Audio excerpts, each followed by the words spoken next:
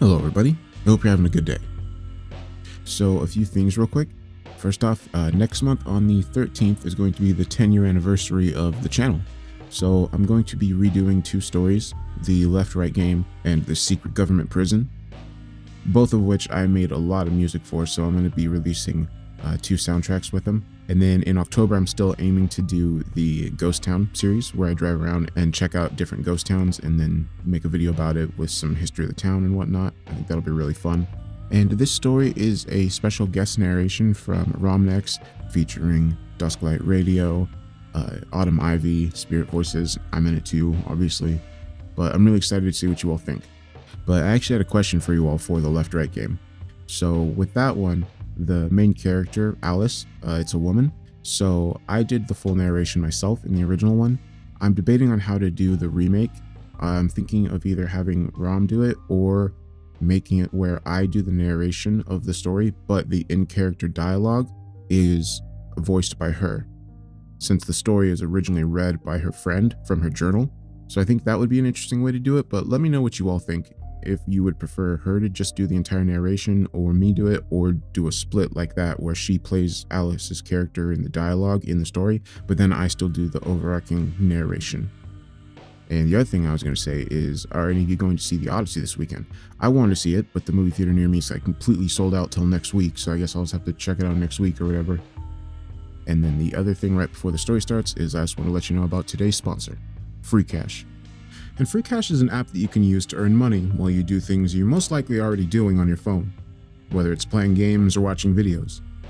Basically, you sign up, enable tracking so they can follow your progress on the app, and then just play some games, take surveys, watch videos, or try out some of the featured services.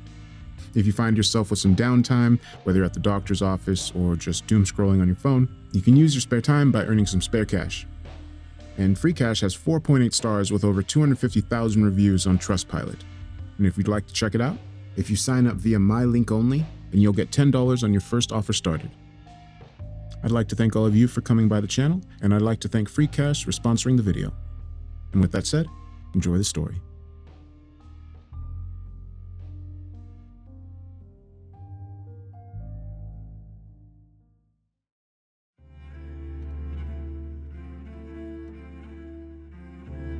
I moved in with my boyfriend yesterday. We've been together for 5 years now, and we're old and wise enough to settle down and finally leave our parents' houses. He just turned 24, and I'm 22. He's the love of my life. His name is Jamie, and I couldn't be happier to be living with him. When we decided to make the leap, we spent 2 months looking into flats and houses. We couldn't afford to buy yet, so renting was our only option. But the prices were astronomical. For our budget, we would have been lucky to get a box room and a stove. Jamie works for a local 24-hour fast food restaurant, and I'm training to be a teacher. The early stages of training don't pay much, and I owe a lot in student loans, so finances are tough. We had almost given up hope until we found our flat. It was nothing special, but to us, it was a palace. A spacious 2-bedroom apartment with views of a city park, a balcony, and local conveniences. It was in a tower block in a not-so-nice area. But neither of us had been wealthy growing up. We weren't fussy, just grateful to be together. The advert was sweetened by the deposit-free option and open-ended tenancy. The landlord was happy to sign a 5-year contract if we wanted. That sort of thing never happens in the city. We were told that along with no deposit, we would also have no inspections, but would be liable to pay for any damage when we ended the tenancy. I'd never heard of anything quite like it. We knew that for our budget and location, we weren't going to get any better. We snapped the place up fast, not even bothering to view it. It felt like our only chance. Move-in day rolled around quickly, and yesterday we got the keys to our first home together. It was such a strange feeling. The day was chaos, getting our stuff in and up in the lift. We were flat number 42 on the 7th floor. The items we couldn't get in the lift had to be taken up all the stairs by the removal men. I think they were grateful we weren't any higher, but I still wish we had been able to give them a better tip. In the evening, we settled down on our secondhand sofa, given to us by a cousin of a friend, and watched some TV. We smoked cigarettes on the balcony, looking at the park, and fell asleep on our mattress on the floor super early because we had no energy to put the bed together yet, and Jamie had work at a hideous time of the morning. We slept soundly last night. I felt safe and happy. I don't think that feeling is coming back anytime soon, and it's all due to the note I found this morning. I found it in the kitchen, having a coffee, hours after Jamie had left for his early shift at work. It was in one of the cupboards that were fixed to the wall. There were a bunch of useful items from the previous tenant.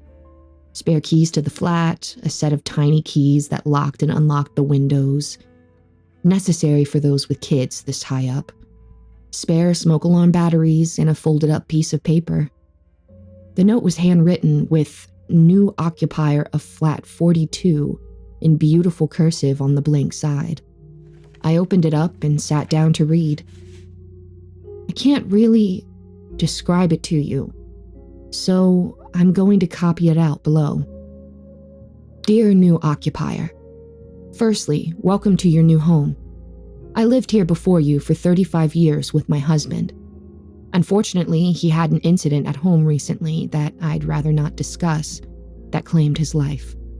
My sister has now decided I can't keep up with the demands of the property and has insisted that I move in with her and her husband.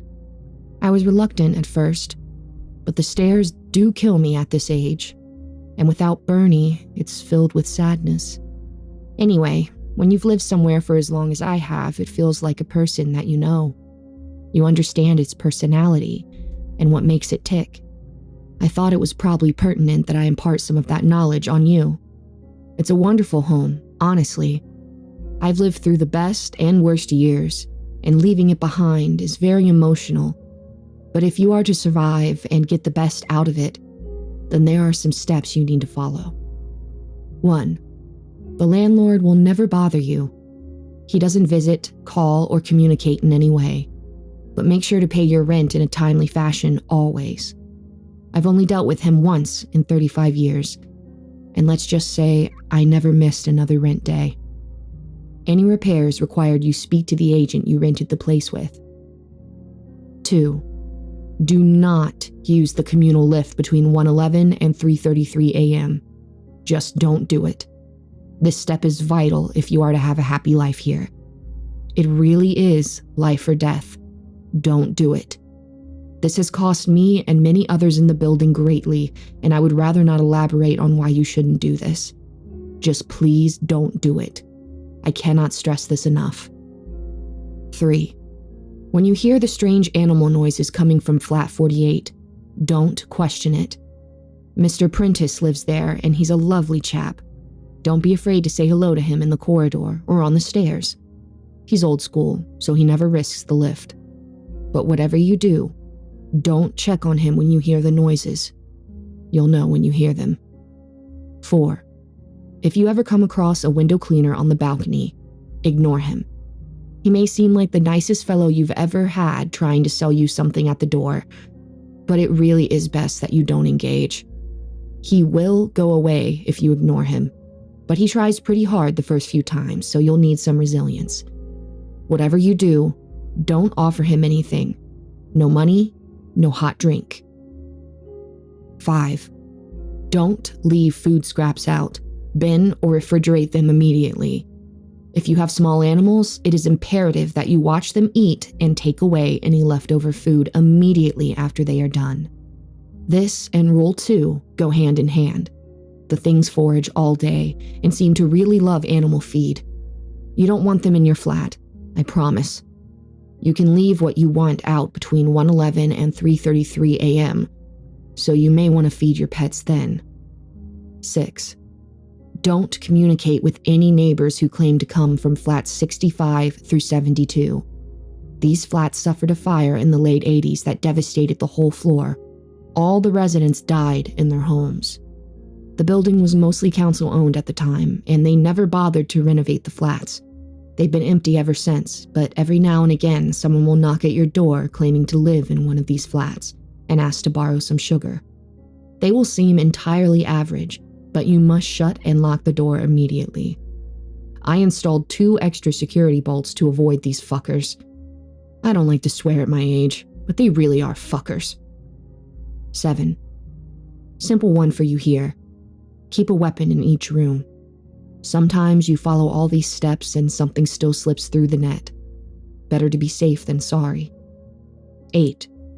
The building has a committee that will try and get you to join. It's one of those neighbors groups about improving living conditions for all residents. It's a nice group, and the lady who runs it, Terry from Flat 26, is a fantastic neighbor. By all means, get involved. But I wouldn't recommend babysitting Terry's 2 children. She'll ask you because the poor woman needs a break. But if you accept, don't say I didn't warn you. 9. Stray hairless cats sometimes roam in the hallway. I know they're supposedly a special, expensive breed, but they don't belong to anyone. They're mostly harmless, but don't pick them up. Not unless you see one of those neighbors that claim to live in 65 through 72. Then grab the cat and lock it inside with you. It'll burn your skin a little, but the cats are friendly, and I wouldn't want to see them hurt. 10. There's no way to fix the damp patch on the ceiling in the bedroom. Sometimes it will turn a deep crimson and look quite concerning, but please try not to be alarmed. It doesn't drip, it doesn't get any bigger, and it's been there longer than I have. The landlord won't budge on it, according to the agents. I flagged it many times, even called the police the first night it changed color. But it was a waste of time, and it will be for you too. It's best to ignore it. 11. You can trust the postman. His name is Ian Flanders, and he's been the postman since before I moved in. He has his own key to the main door and delivers post to the door every morning at 8:54. I can't include everything here, or it would become a novel. But if you have any questions, Ian will help you. 12. Finally, the first few weeks are the worst. You'll feel like you've made a mistake. I'm sure reading this you already do. But if you can get through the first few weeks, it really is a lovely block to live in. Every property has its quirks, and this one is a little extra special. But you can be truly happy here if you just take my advice. I wish you all the best. I really do. Yours truly, Mrs. Prudence Hemmings. I don't really know what to think after reading the note. Hopefully it was some sort of joke. But the agent had said the previous tenant was an elderly lady, and I can't see anyone named Prudence Hemmings attempting to play practical jokes on someone they'd never met. There were also parts of the note I couldn't disprove. There was indeed a large damp patch above the bed that me and Jamie had already discussed reporting. No crimson, but it definitely existed. I'd also commented on a beautiful Sphinx cat roaming the halls as we were moving in. I started to get seriously freaked out. Our dream, our beautiful little home had just become a source of fear and confusion. I checked the time, and it was 9:14. Damn it. Out of time to catch Postman Ian. When I opened the door to check, sure enough, 2 letters addressed to a Mrs. Hemmings sat on the doorstep. At about 11:15, my worst fears were truly confirmed when a friendly middle-aged looking man carrying window cleaning equipment knocked on my balcony door. I ignored him. I didn't want to take the risk until I'd spoken to Jamie and showed him the note. I texted him already to rush home. I felt bad as the man rapped his knuckles against the door for over 10 minutes. But honestly, the longer it went on, the more I was terrified. My windows were sparkling, and due to our lack of curtains, I couldn't even hide from his gaze. I felt so exposed. He stayed for a total of 30 minutes exactly, and never once did he stop looking at me or knocking. He shouted the occasional ultra-friendly line or humble request for a beverage in the heat through the door, but I did my best to avoid eye contact. When he finally left, I looked outside every window in the flat, but I couldn't see him on any of the other balconies or see any equipment suggesting he was around. He had vanished completely. Jamie still hadn't texted me back. He must have been having a rough shift. It was a Friday, and they were always busy. It wasn't often that he didn't reply. He was due home in around an hour anyway.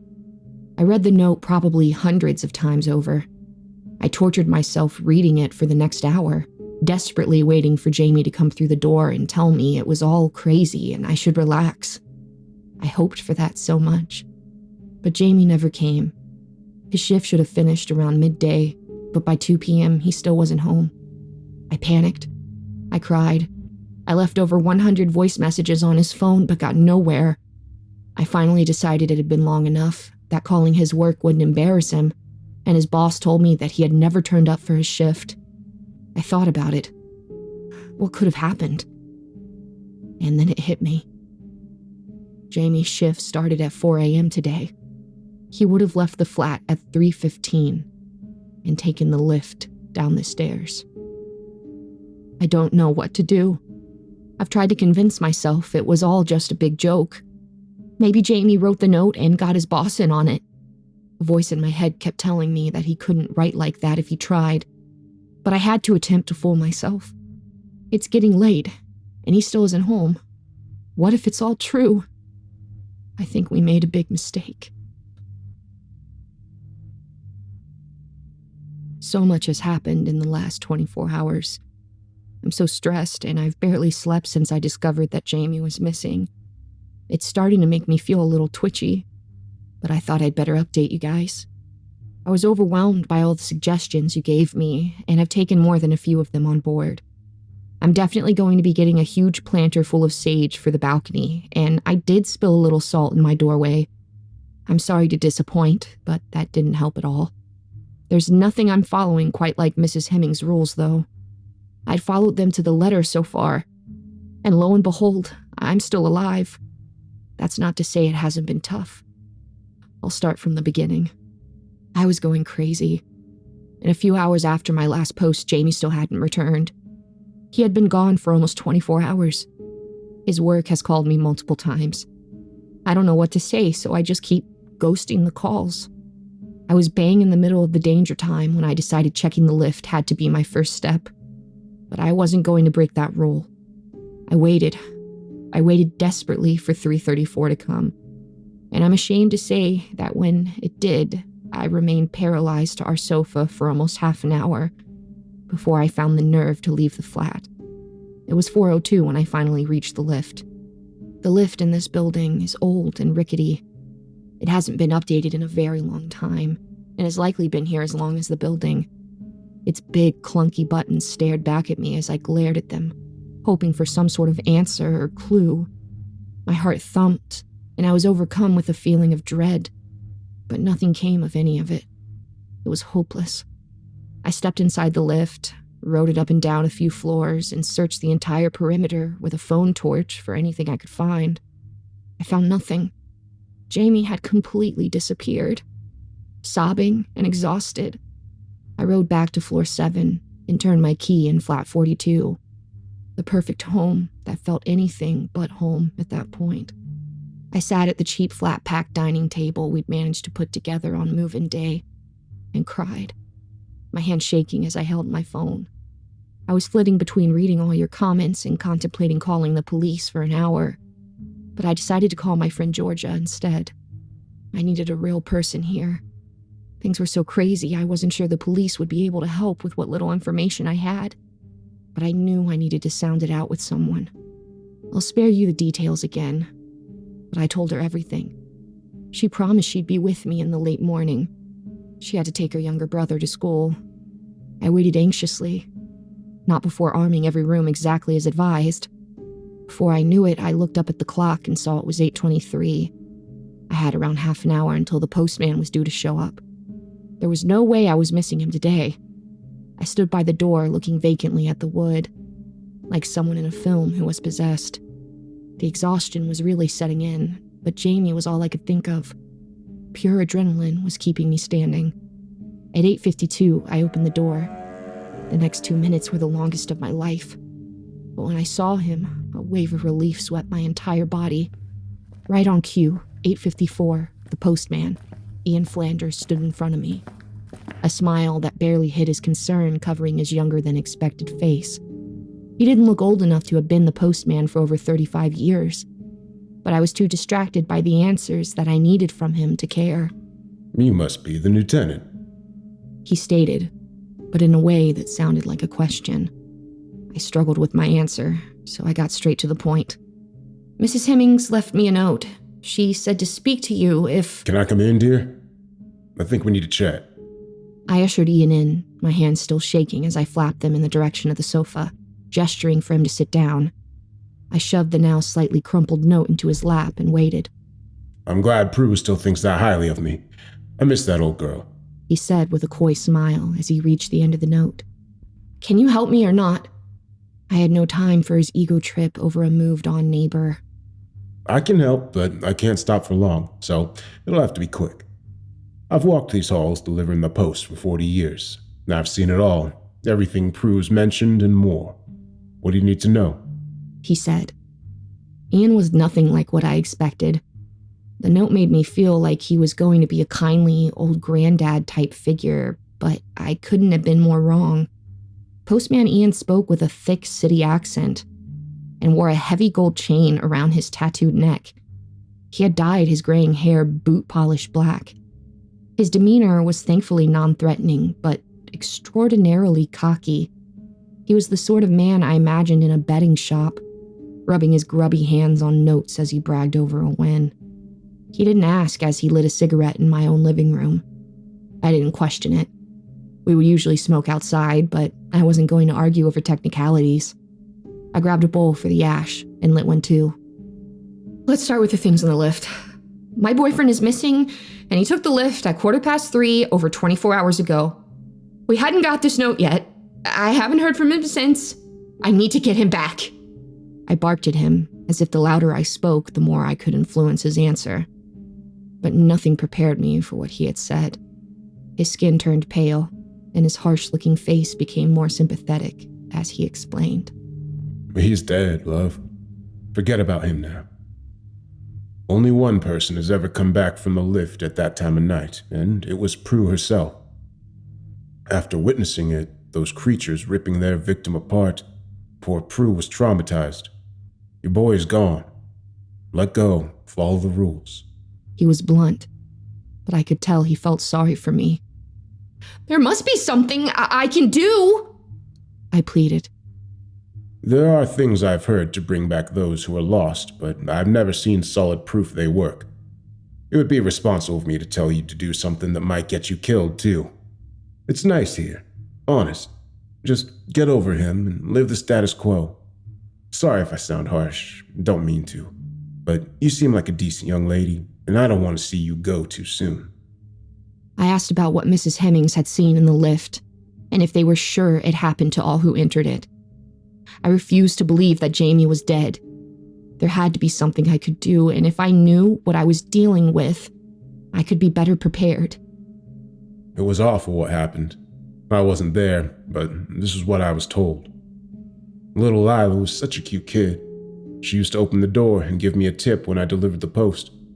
She was Prue's granddaughter. Lila was her son's little girl, and that night she was staying over for the first time. Prue finally felt confident that she could protect Lila from all the strange things that happened here. She was wrong. Little Lila had a problem with sleepwalking, and she took a trip into the hallway at 1:30 in the morning.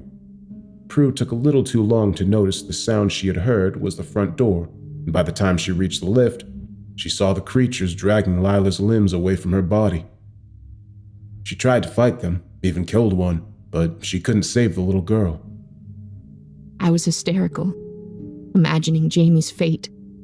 What are the creatures? Have you ever actually seen them? I asked.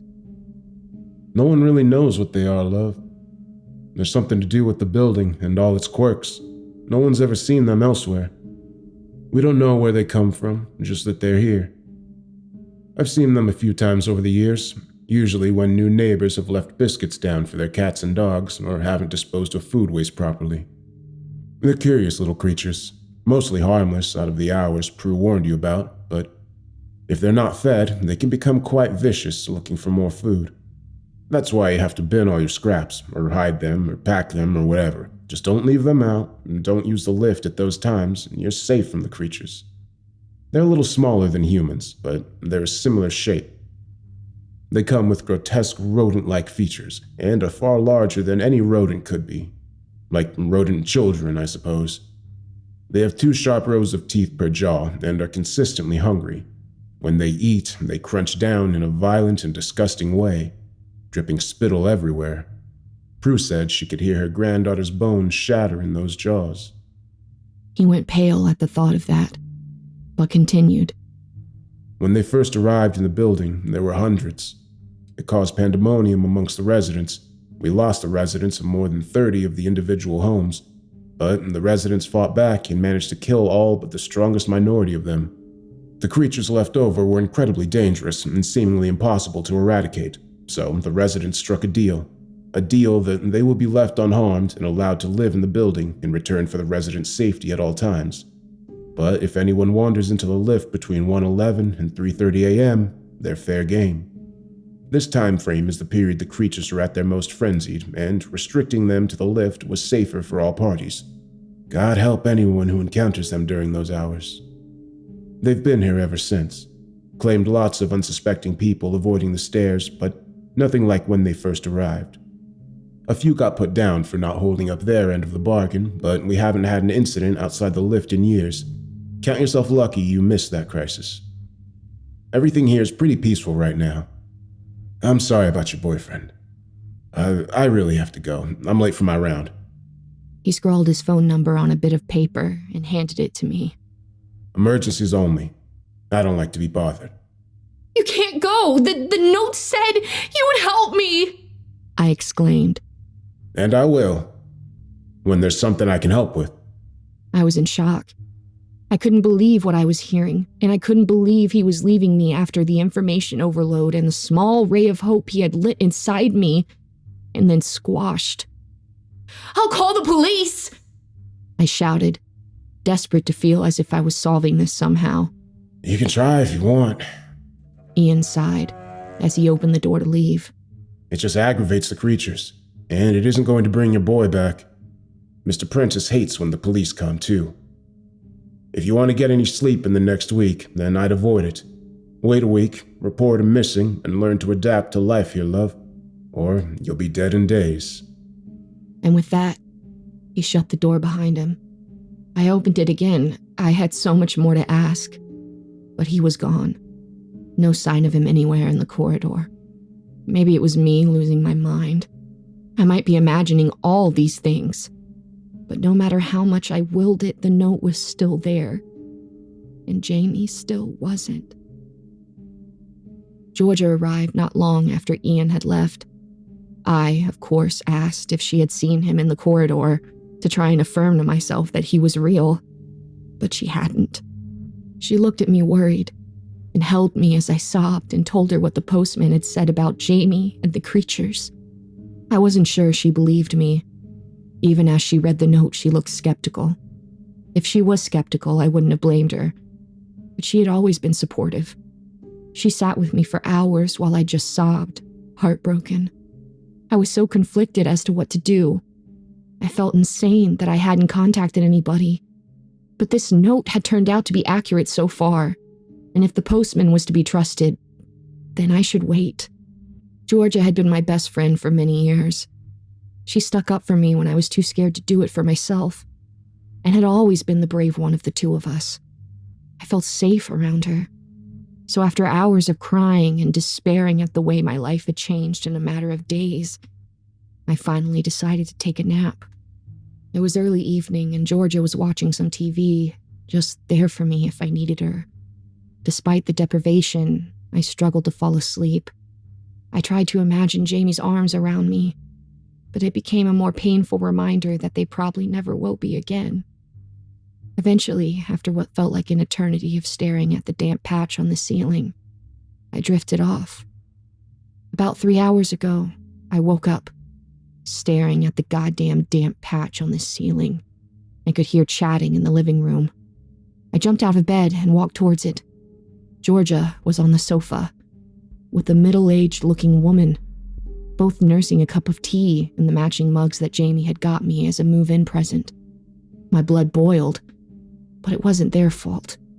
I cleared my throat to get their attention. Oh, Katie! This is Natalia. She lives upstairs. We got chatting, so I made her a cup of tea. I hope you don't mind. I looked at the dark-haired woman on the sofa. drinking tea from my cup, and nodded. Georgia was a sociable idiot with no understanding of when not to be herself. I wasn't going to lament her for it right now. It was her coping. Of course.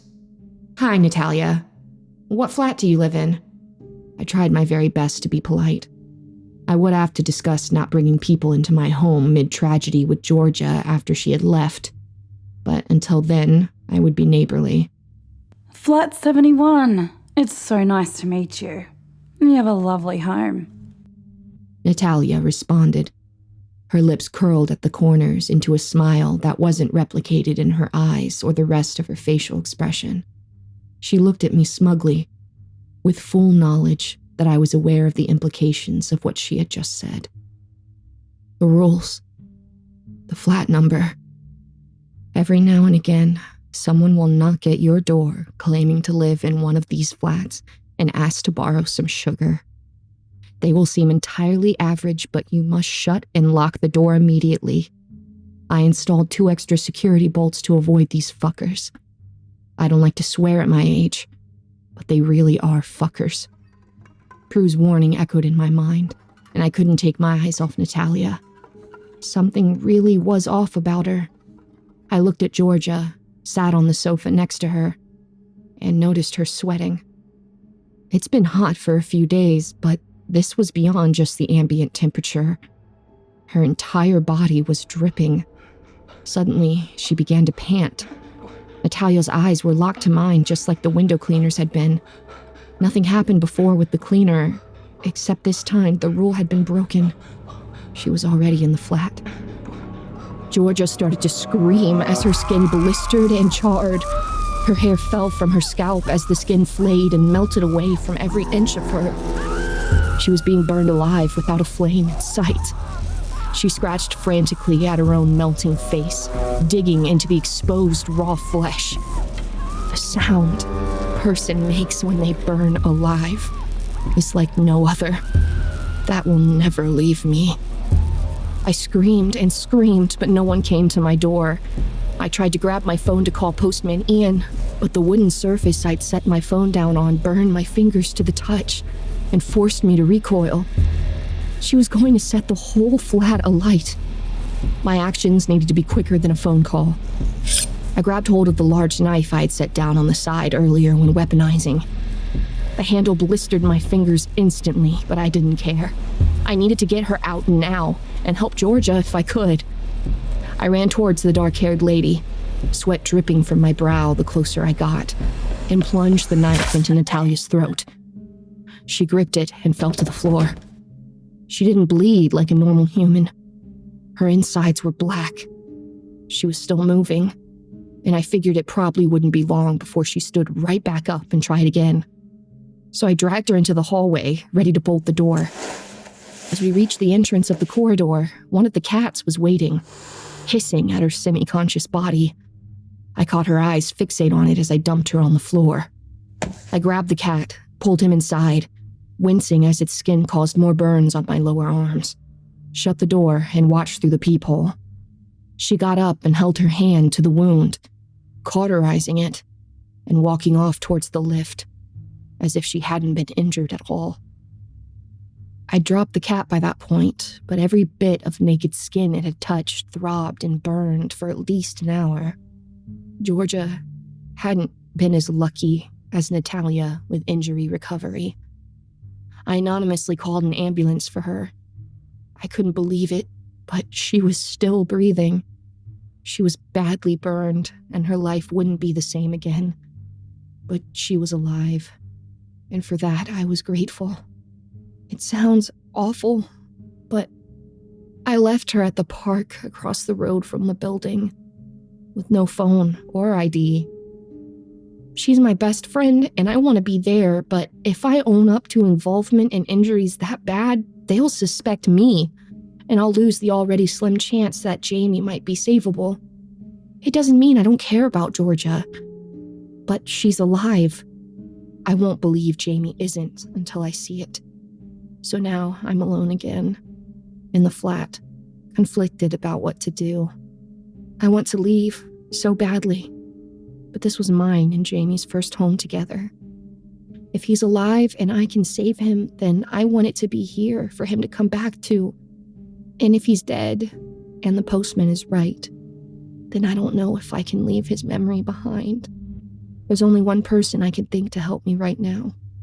So tonight I'm going to do some research, hunt down an address, and tomorrow morning, I'm going to visit Prudence Hemmings. I didn't get much sleep last night either. The lack of sleep is making me wonder whether all these things happening are in my mind or not. But I'm reminded every time I see that damn note that it's all real. I spent hours last night searching for anything I could about Prudence Hemmings. If she had lived in a big, creepy mansion, I imagine she would have been easy to find. But us folk who live in tower blocks aren't so well documented. No one cares about our lives, no matter how extraordinary. I found an article about missing person Lila Hemmings. It suggested that she went missing under the care of her grandmother while playing in the park opposite the flats early in the morning. Interviews with her parents stated that they had both disowned Prudence. Despite the many years that had passed since Lila's death/disappearance, her parents appeared to have remained unforgiving of Prue. There was no mention of her on either of their social media accounts, and she appeared to have no involvement with the children they had acquired since. Searches for the Hemmings family in the local area were equally dead ends. I looked at link after link, desperate to find something, but they all started to blur into one, until finally I saw something. An obituary for Bernard Bernie Hemmings, who had fallen from the tower block in unexplained circumstances after being diagnosed with dementia months before his death. I was surprised it hadn't made bigger news. It had only been about a year. There were no details of where to find them, but his wife Prudence and her sister Bridget were listed as contacts to find out details about the funeral. It's scary what you can do with the internet these days. But just with those phone numbers, I was able to put them into a reverse directory and find an address for Bridget and Tony Bishop, the sister and brother-in-law that Prudence was supposedly living with. About 4 a.m., I managed to get some sleep. Not much, though. I was back up and wide awake at around 7 a.m., planning my route and working out my day. I saw a post on social media from one of her relatives that Georgia was identified and is stable. This loosened the knot in my stomach that had been present since I found the note somewhat. At 8:50, I opened the door to my flat, hoping to see Postman Ian. 4 minutes passed, and instead of the postman, an elderly gentleman made his way down the corridor. He had a walking stick and kind eyes.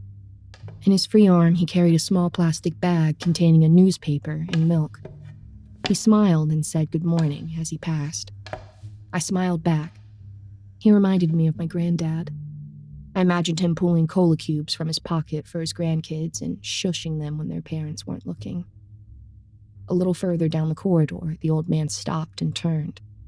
He looked me dead in the eyes with a sympathetic expression and spoke. No post on Sundays, if that's what you're waiting for. He smiled knowingly and turned to unlock a front door that, until shut, I couldn't see the number of. When I saw the door close and the number 48 boldly displayed above the peephole, I understood what Prudence had meant. Mr. Prentice did seem to be a lovely person. I sat back in my flat and sighed, staring at the various tabs open on my laptop. At about 9:15, the knocking on the balcony door started. The window cleaner was back. I didn't feel half as terrified as I had the first time. If anything, I was just angry. It took every ounce of restraint I had in my tired body not to engage with him, if only to tell him to fuck off. His genuine-seeming request just irritated me. After about 20 minutes of being watched, the knocking started to give me a headache. So I grabbed a bag and left the flat. I decided there was no time like the present. If I was going to turn up on the Bishop's doorstep looking for her sister because of the freaky flat she's left behind, then I had to get it over with. If the address was old, or the Bishops weren't the people I was looking for, then I was going to look stupid whatever time of day I went. And I couldn't take the window cleaner's eyes anymore.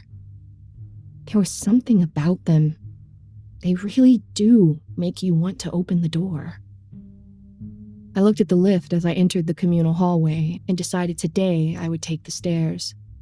I couldn't stand to be in a small box that my partner probably died very painfully in.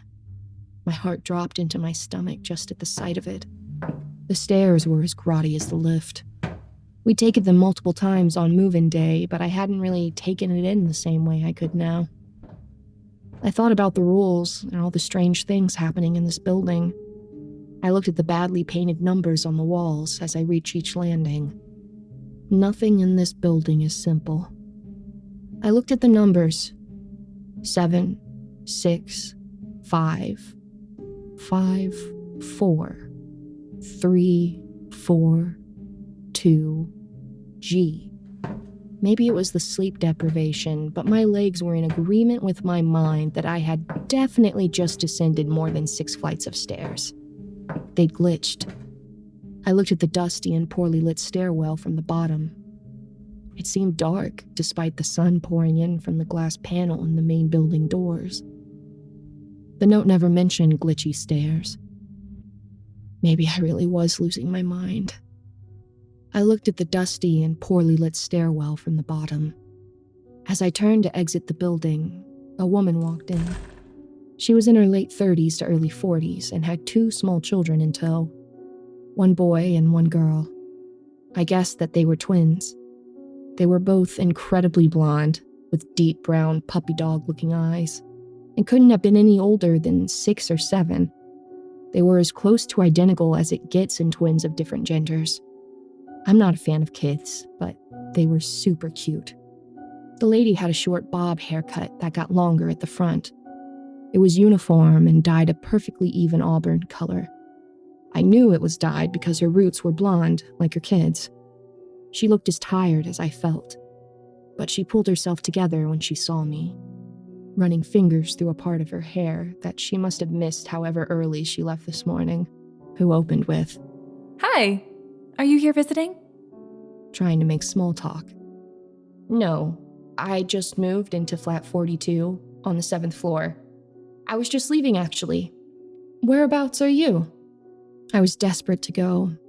I had feared myself up to see Prue, but I didn't want to be rude. "Oh, I'm flat 26. My name's Terry. This is Eddie and Ellie." She gestured to the 2 small children, hiding shyly behind her skirt. "Welcome to the block. If you ever need anything, please feel free to give me a shout." My name is Katie, but people call me Kat, too. That's really kind of you. Thank you. I will. Hey, is there something wrong with the stairs? I stopped myself before going into detail. "No, nothing wrong. They just skip sometimes," she answered, shrugging. Well, I'd love to stop and chat, but I actually really need to get going. It was nice to meet you, Terry. I tried to work out what was wrong with the children as I stepped forward to walk away, still baffled by the stairs. "Oh, by the way, we have a residence committee. You should come to one of our meetings. They're every Tuesday in alternating flats. This Tuesday is at Molly Jefferson's place in flat 31. Come along, we'd love to have you," Terry suggested, waving me off. I walked out the doors after my encounter with Terry, feeling sick. Every minute in this place made the note more real. Every word jumped off the page and into my life, made it more likely that Jamie was really gone. I rode the bus from a stop not far from the flats. It felt like it took an eternity to reach the little suburban area I was looking for. A 5-minute walk away from the bus stop, I got off, and I was staring at a quaint little bungalow belonging to Bridget and Tony Bishop. I knocked on the door. The lady who opened it was unsteady on her feet. She was probably in her 70s, with wispy white hair neatly scraped back into a bun, 2 strands left hanging that just softened her wrinkled face. She wore a dusty rose-colored dress that hung just below her knees and smelled of stale cigarette smoke. "Can I help you?" she asked bluntly. My name is Kat. I'm looking for Prudence Hemmings, I answered, stuttering slightly. Her eyes widened slightly. "Why?" she asked, bizarrely. Is she here? It's private. The lady ushered me into the house and sat me down on a sofa. Within minutes, there was a cup of tea in front of me. She didn't say anything to me for a while. We just looked at each other. Then she finally broke the silence. I wondered if you'd try and find me. It took me a long time to decide whether to leave that note or not, but I decided that you deserved a head start. That's more than I ever got. The woman was Prudence. She was nothing like I had imagined. She seemed tough and hardened and spoke with a mostly blunt tone. Terry called me not long ago, told me that she had met the new tenant. She said you looked shaken up and said that my note may not have been enough. I did say I couldn't fit everything on there, and the stairs didn't seem too important. The committee wanted to organize a meeting with you on your moving-in day, but I told them that was intrusive. The whole committee thing always seemed a bit excessive to me, anyway. She spoke flippantly, like it was nothing. It may have been intrusive, but we needed a warning. We spent a night in the place before I found your note. My boyfriend had already left for work at 3:15 and taken the lift. He didn't know. I broke as I told her what had happened. Her face dropped, and so did my hope for Jamie. I'm so sorry. I really don't know what to say. I thought my note would reach you in time. She mumbled, her face to the floor, refusing to look at me as tears streamed down my face. He's gone, isn't he? I didn't want to accept it, but I spoke to the postman, and your face says all it needs to. The postman said there might be a way I can have him back. I bit at her, devastated and angry. He's gone. You can't have him back. What Ian is referring to isn't what you think. There's a way to get people back from the lift, but not as themselves. Trust me, I learned the hard way. Once they're back, you can't reverse it. I'm sorry about your man, but he's gone forever.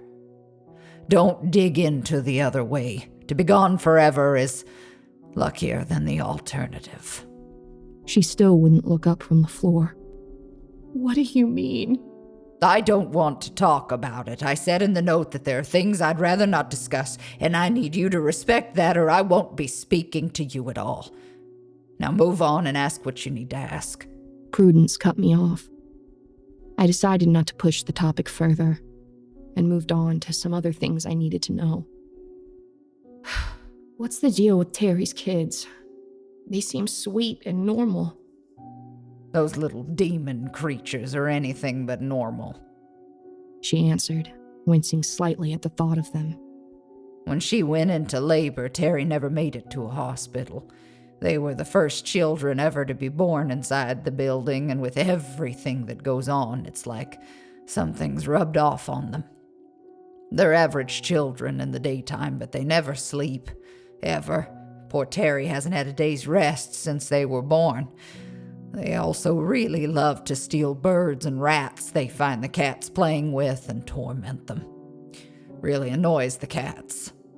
As she finished speaking, a small hairless cat strutted out from behind an armchair across the room, meowing softly.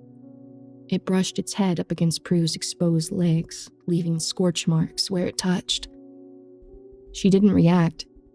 She reached down and stroked the top of its head, smiling as it purred. And those? I asked. Eyes stuck to her now badly burned legs. She chuckled, pulled out a box and lit a cigarette, tapping the top layer of ash into a small silver dish in front of her. She offered me one, and I took it gladly. They've always been my good friends. I couldn't leave the building without bringing a part of home with me. This little guy is Damon. He's seen some things. She gushed, not taking her eyes off the cat. But where did they come from? why are they everywhere? I asked, watching in disbelief as her burn subsided.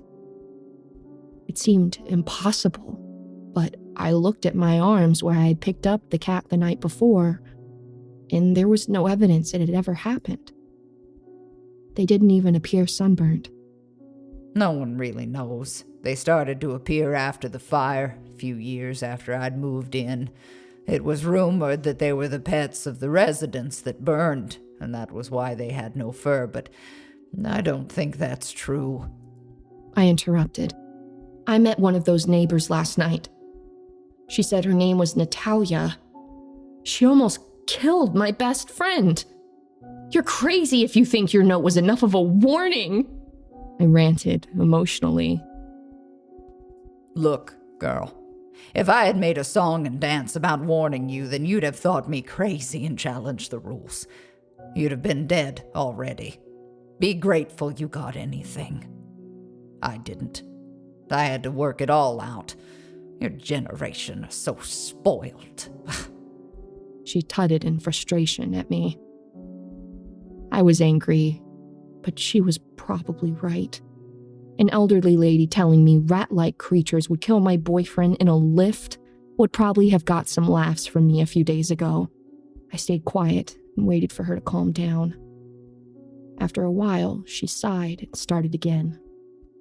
I think the cats are the neighbors that burned. They've never meant any harm, and they hiss and run from the imposters that roam the building. Besides, there's no way there are that many cats living on one floor.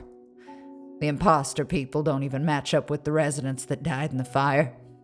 None of them look like or claim to have the same name as the dead. They just claim to live in their flats.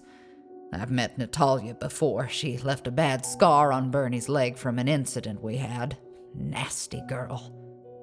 Before the fire, there was CCTV. There was a recording saved of about 15 people marching into the flats and up to that floor about half an hour before the fire started.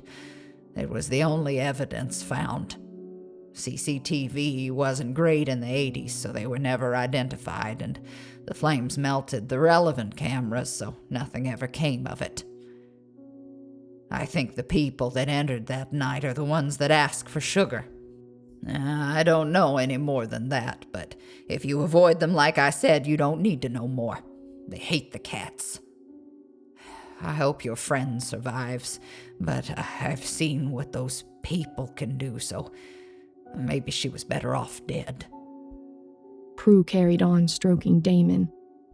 I watched the skin of her fingers melt and twist as they made contact with him. What happened to your husband? I asked the question so fast I didn't have time to consider that this was a topic she had explicitly said she didn't want to discuss in the note. But I had to know. She scowled at me. I said I don't want to talk about that. She hissed. I just lost the love of my life. I need some answers. I begged. What happened to Bernie won't help you. I know you'd think any deaths in that building would be down to the quirks, but this wasn't. For the most part, anyway. Don't forget that we'd lived there for 35 years. Bernie knew the rules. We knew how to take care of ourselves and have a happy life there. It was our home. I don't doubt that, Mrs. Hemmings. I'm sorry. I interjected. Bernie had dementia. It started about 6 months before he died, and he deteriorated very rapidly. Towards the end, he started wandering. The doctor said it was common, but in our position, it was incredibly dangerous. More times than I can count, I pulled him away from the lift just in time. Along with wandering, he was forgetting the rules. He let that smug, awful window cleaner in 3 times, and thanked the Lord for the big metal pipe I kept by the balcony door. Chased him out a treat. Not that anything stops him from coming back. I'm sure you're already acquainted. After all those dangerous situations Bernie was in, by the end he made the smallest and most fatal of errors. He left a food bowl out for Damon at 10 a.m. I was out shopping with Terry and a few of the girls from the committee, and when I came back, I found one of those awful creatures. Prudence started to cry. I put my hand on her shoulder in an attempt to comfort her. After all, I truly knew how she felt. It was eating him. She sniffed and steadied herself to continue, moving my hand. I chased the creature away with the same metal pipe I had the window cleaner and pushed Bernie off the balcony. He was heavy, but I didn't want anyone to know what really killed him. Its teeth. They made such an awful noise. It reminded me of... Lila.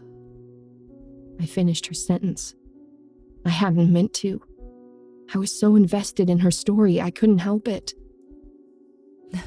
I gather you spoke with Ian then, she said, sounding resigned. I never meant to hurt that little girl. I loved her so much. Tears rolled down her wrinkled cheeks. Damon, who was now sat next to her on the sofa, shuffled closer as if to cuddle her. Haven't you ever been curious about getting her back? I asked, my mind turning back to the methods hinted at by both Prue and the postman. I miss Jamie so much, I'd do anything to get him back. Her face filled with a look of horror and shame. Of course I have, she answered. Which is exactly why I'm telling you not to. But I couldn't let it go. Surely anything must be better than gone forever, I pestered. I wish I hadn't. Prudence, frustrated, stood up and gestured for me to follow. She led me outside to the back garden of the bungalow. At the back was a large shed, the kind people used for a man cave or a summer house. It was pretty. The sun shone down on it, lighting up the few cobwebs in the corners and making them twinkle. Mrs. Hemmings was careful to look into both neighboring gardens to ensure that there was no one around before she unlocked the door to the shed. We stepped inside, and the first thing to hit me was the smell. It was putrid, like rotting meat. I looked at the floor and covered my nose with my hands. Staring back at me was a pool of blood. I followed the blood with my eyes as Prudence locked us in the shed. Then after I made it past the animal bones, I finally saw it. Just like Postman Ian had described. One of the creatures was watching me from a heavy-duty metal dog cage in the corner of the shed. It looked reinforced, but still the metal had chew marks. Their jaws had to be strong to cause that. That didn't surprise me, looking at it. Its rodent-like nose and beady, yet somehow human-like eyes were nothing compared to the two very visible rows of jagged, sharp teeth that lined each gum. Despite its small stature, it was terrifying. Prudence opened a drawer in a dusty cupboard across the room and pulled out a can of dog food. She poured the contents into the bowl and passed the bowl through the feeding hatch. The cage had a safety feature, meaning the animal couldn't access the food until the hatch was locked from the outside. I was grateful for this. Prue turned to me and spoke. She brushed one of the two strands of hair framing her face behind her ear, gesturing to the hideous creature. She said, Cat, I would like to introduce you to my granddaughter, Lila. I was in complete shock, looking at it, at her. Prudence had a facial expression filled with guilt, and now I knew the truth. I could see it. The creature was exactly how Ian had described, except with wavy ginger hair. and a sadness in its beady eyes. This abomination was Lila. This was how Prudence had brought her back. And this was the only way I would ever see Jamie again. A risk I wasn't going to take. After days of disbelief, the reality finally hit me like a ton of bricks. Jamie was dead, and he wasn't coming back. Why did you do this? I asked, my voice shaking with horror. Prudence scowled at me, trying to mask her shame. I didn't want this. If you think this was my aim, then you're sicker than I am. I just wanted my granddaughter back. When she died, a part of me died. My son blamed me. His wife blamed me, and although he never said it, I could see in Bernie's eyes that he did too. I'd pushed for her to stay. I wanted to spend more time with her. I got cocky about my ability to cope with the strange occurrences in the flats. I know what you must be thinking, but I swear I didn't know about the sleepwalking until it was too late. We had moved into the flat not long after my son left home to move in with his girlfriend. He's the youngest of 3 and was the last to fly the nest, so we downsized for the 2 of us. He never knew what we were facing in that flat or the dangers he sent his little girl into. When it happened, it was a few years after the fire and the troubles with the creatures. We'd struck the deal with the things in the lift, and the neighbors of the burn flats had become a fixture, just like the other quirks. I really thought she would be safe. Prudence paused to gaze longingly at the mutated little girl in the cage. The creature just twitched. In return, it bared its 4 rows of teeth and made a gentle hiss. But how did you do this? I stopped her with more urgency this time, looking at Rat Lila in disbelief. I had to get answers out of her fast. I didn't want to spend any more time than was absolutely necessary in this shed. The gardener helped me, she answered, her voice trembling. Who the fuck is the gardener? I grew more impatient with every new confusion she threw at me. The last thing I needed was something new and potentially malevolent in the mix. I didn't mention him in my note because he's been gone for over 20 years. He'll be of no concern to you, so don't worry. His damage is in the past now. Around the time Lila went missing, the council granted planning permission for the tower block next door. But before that was built, the land it sits on acted as a communal garden for ours and the neighboring tower block on the other side. It had a regular gardener named Derek, who you would often see tending the flower beds out front. Derek was one of the first people I met when I moved in. Like I said, I had to work it all out myself. And the first time the window cleaner came to the balcony, I naturally reached to let him in and offer a cup of tea. As my hand applied pressure to the handle to open the balcony door, there was a knock at the front door. I made a gesture to the cleaner to indicate that I would only be a minute, and answered. There was Derek. He stopped me and told me not to let that man in, that I would be making a huge mistake.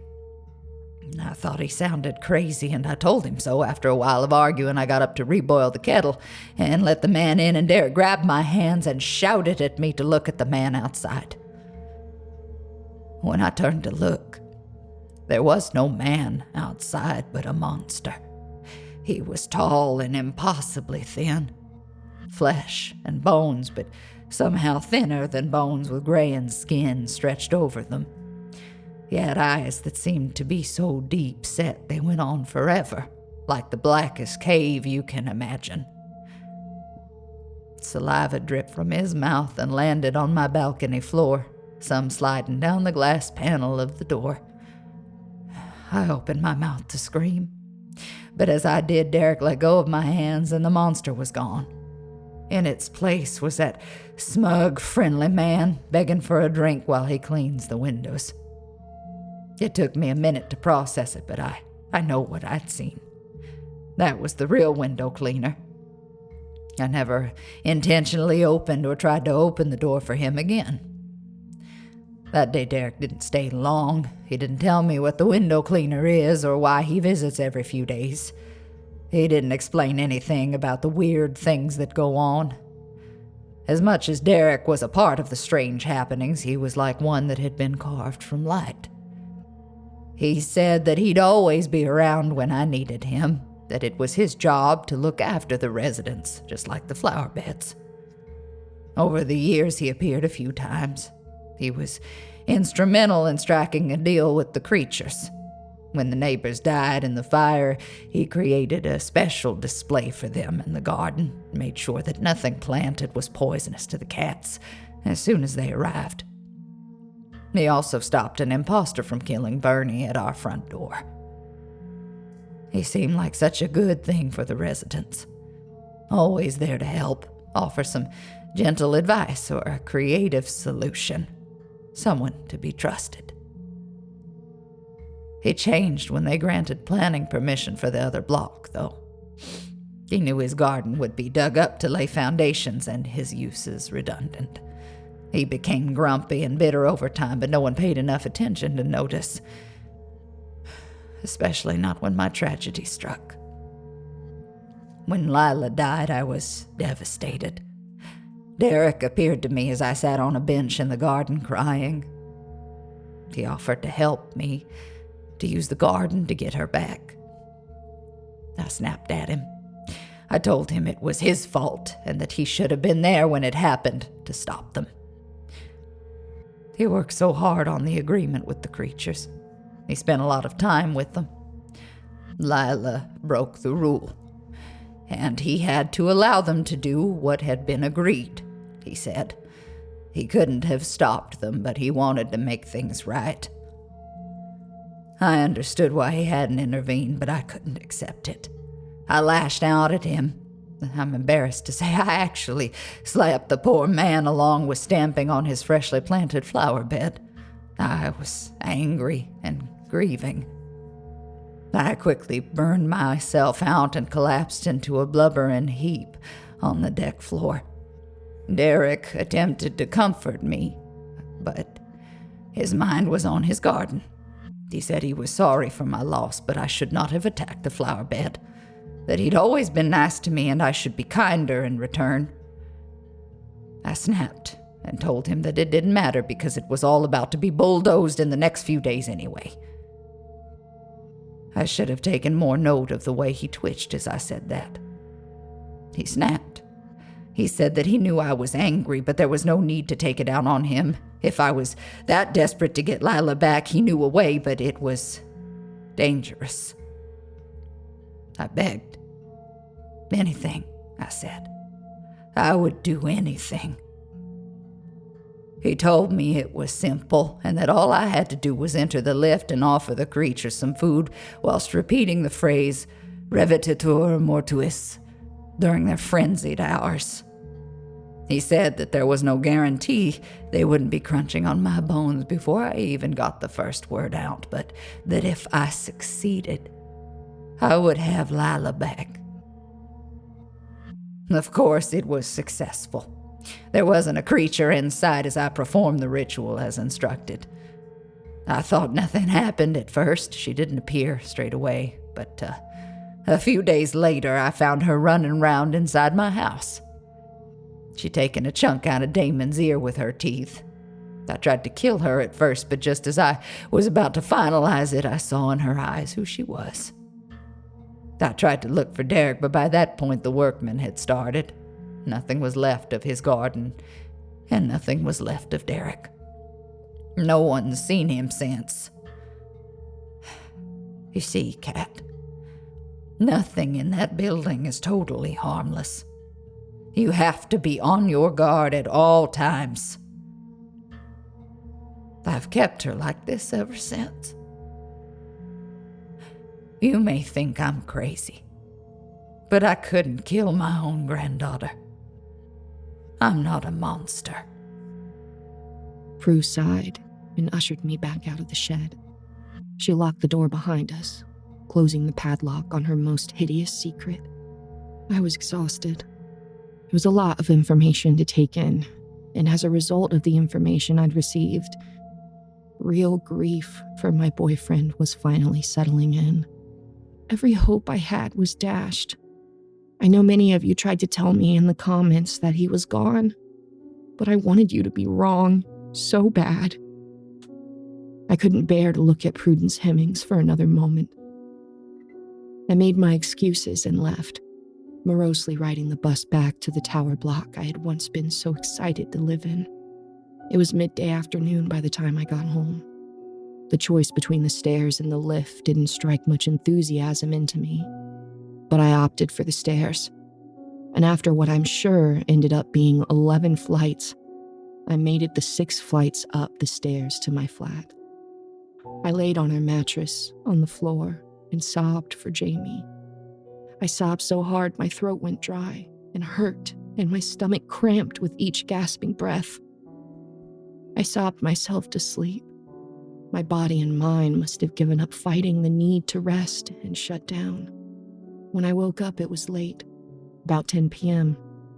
I wrote as much of my update as I could for you guys, hit post, and just sat at the dining table with my head in my hands. My whole life had fallen to shit, and I knew it. I thought about so many things, questioned why they were happening to me. I searched social media for updates on Georgia, but there were none. Jamie wasn't super close with his family, but I knew it wasn't long before they'd start to worry. Everything I considered just snowballed in my mind.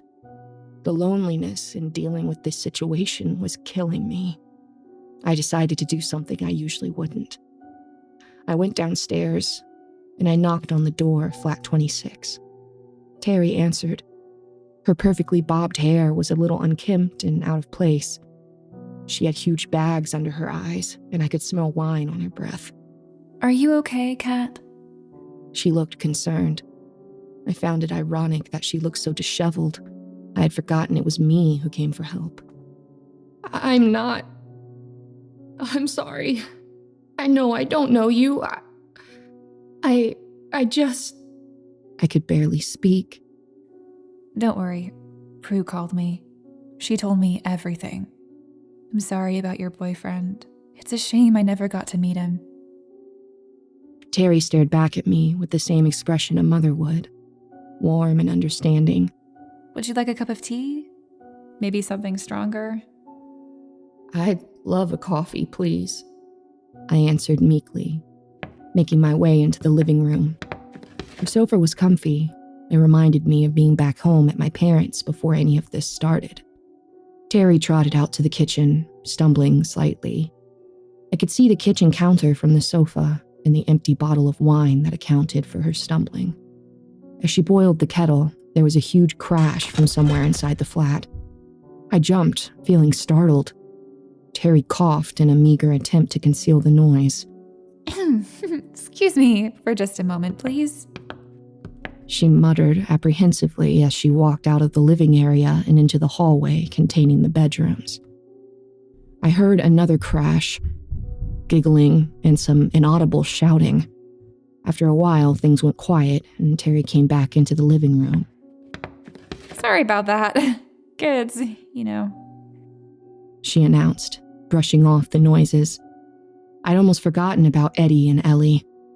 It was late already, and by the resigned expression on Terry's face, indicated that this was how all her nights began. I nodded. I couldn't muster up much more of a response. I think she could see that I just needed to sit there. She got up to finish making and then set the cup of tea in front of me with 2 digestive biscuits. I hadn't eaten properly in days, and I really needed the sugar. It turned out me and Terry get along really well. We have similar tastes in movies, music, and food despite the age gap. We spoke for about an hour about random, normal stuff. It was nice to get a break from the madness. I got used to the crashing around from the twins. I even laughed a few times. I'd forgotten what that felt like these past few days. The break didn't last long. The next noise that we heard was louder than the first. It was quickly followed by 2 small children running into the living room, diving into their mother's arms. Eddie and Ellie were dressed in pajamas and were still the cute children that I had met in the hallway. But something was different. Their brown puppy dog eyes had become deep voids, like what I'd imagined when Prue described the window cleaner's true form.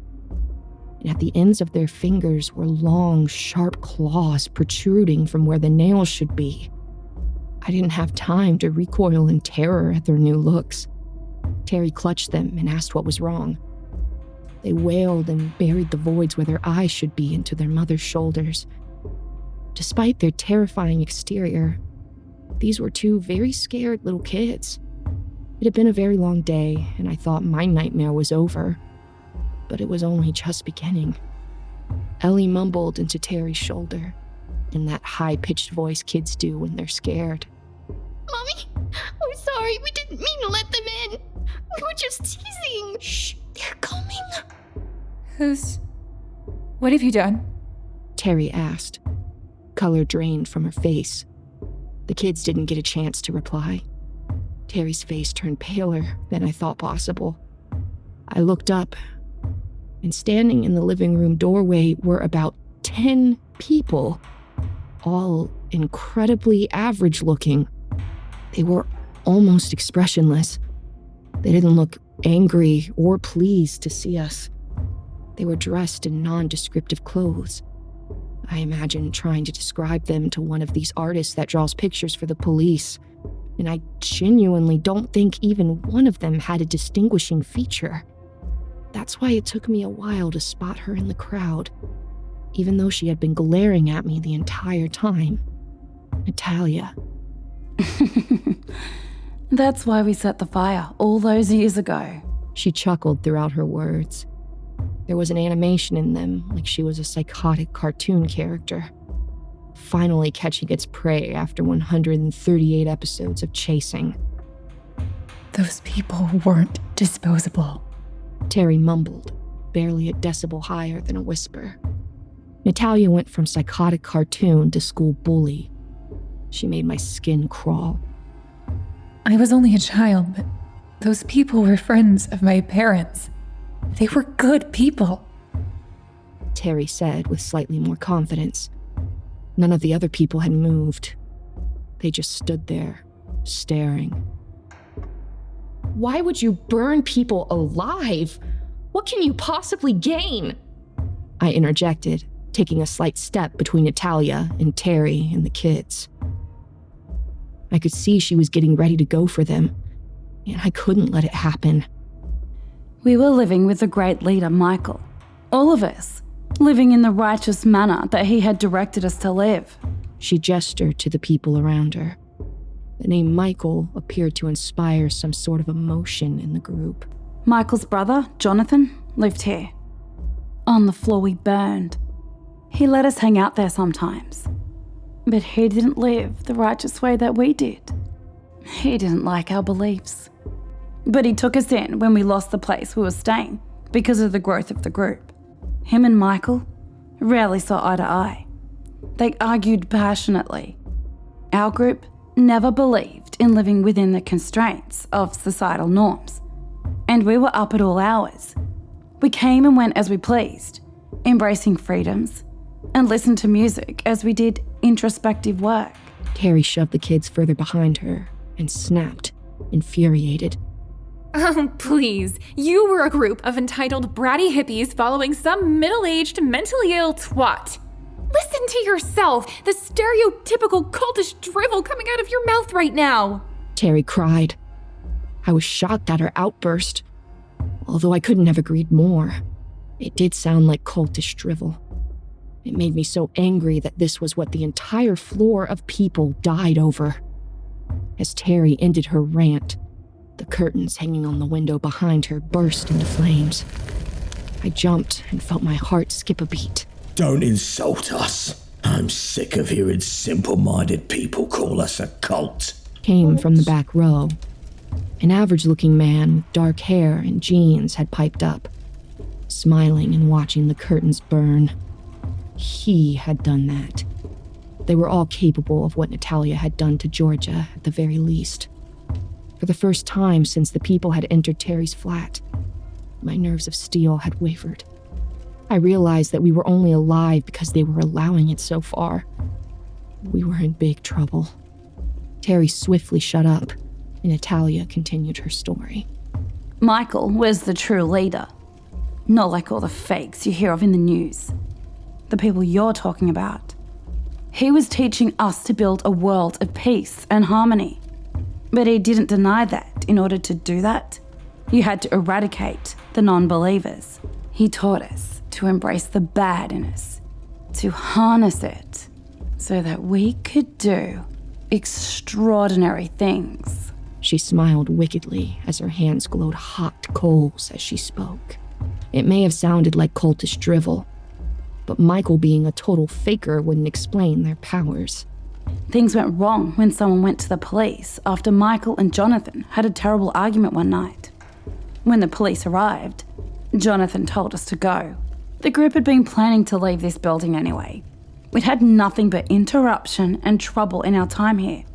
This place is weird, but we had nowhere immediate to go. The police already disliked us after overcrowding the last property. We didn't need any more attention. Michael was furious. We brainstormed in a field for hours who could have done it. I personally suspected the next door neighbour Mavis. The woman was so nosy, always knocking and asking us to keep noise down, interrupting our spiritual sessions. Michael couldn't make a certain judgment on the person who had done it. All we thought we were sure of was that they had to be on the same floor. So he instructed us to go back that night and eradicate the whole floor and every non-believer who lived there. As you know, we obliged. This incited sick laughter from the crowd. I waited, forcing myself to let her finish, buying time. We took pleasure in their screams, in watching every man, woman, and child go up in flames through their front door windows. It was the first time we'd unleashed all that energy, and we felt so powerful. But then as we left the burning hallway behind us and entered the stairwell, this building found a way to fuck us over one more time. I couldn't give you a number on the amount of times we tried to run down those stairs, leave our glorious victory behind us, and return to Michael. It didn't matter how many times we tried. We couldn't make it past that floor. The stairs wouldn't let us. It didn't take long before the fire reached the stairwell we were trapped in, burning us all, along with the non-believers. We died just in time for the fire engine to arrive. We may have been dead, but we didn't disappear. We couldn't leave the building. We were stuck just wandering in it, in and out of the burned flats and hallways, but not allowed anywhere else unless we were asked. It was awful. We didn't try to cause any trouble at first. We waited for Michael to come and find us, instruct us. 2 months passed and he hadn't come. Instead came confirmation. A newspaper put through the door of the building. Headline news: Tower Block resident Bernie Hemmings information vital to imprisonment of local cult leader on drug charges. I gasped. I couldn't believe I hadn't found that when I was researching Peru. But I suppose local news wasn't so heavily online back then. Natalia saw my shocked expression and grinned wider than before. The old bat didn't tell you that then? She asked, although it wasn't really a question. That her stupid husband is the whole reason we're here. We started to really cause issues then. Did everything within our power to screw the whole building over. But it didn't take them long to work out that we had to be asked to come in.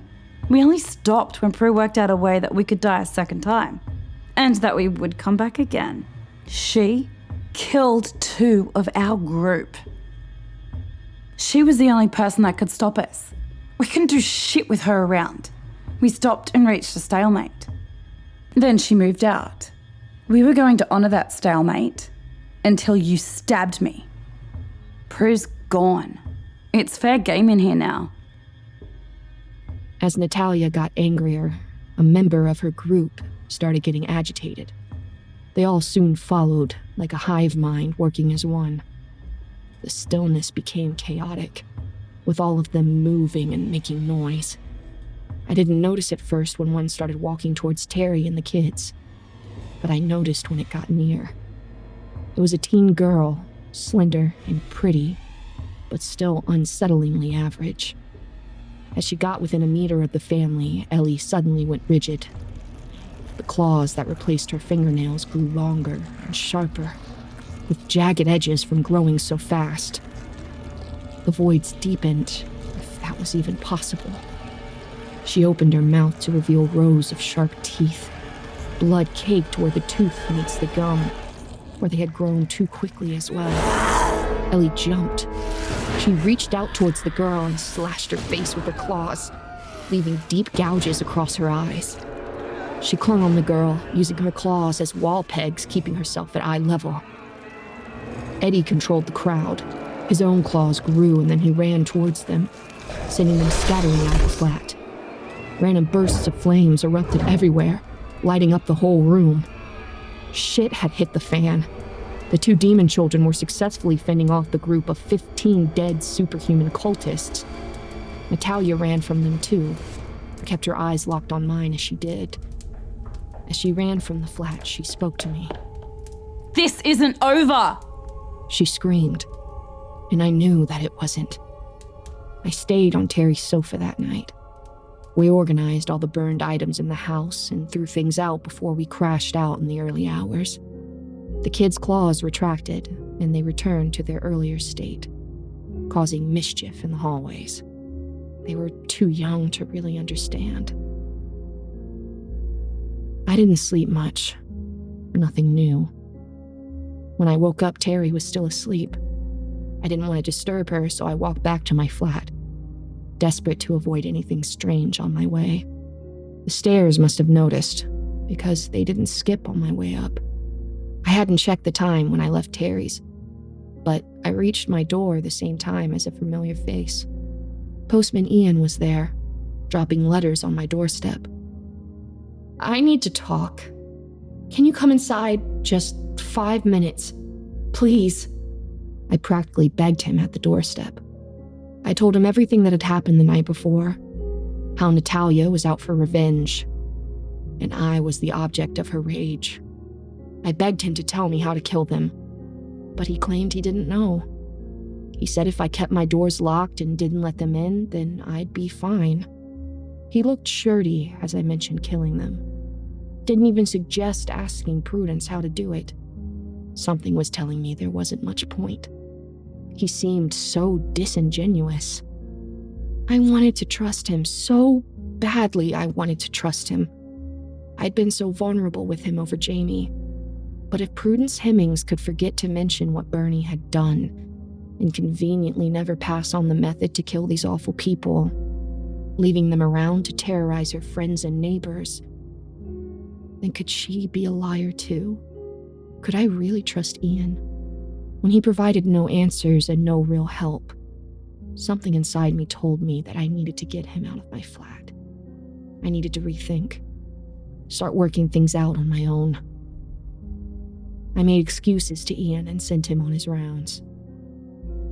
Prudence left me these roles, but she left so much out. How do I know I wasn't always a pawn in some sick game?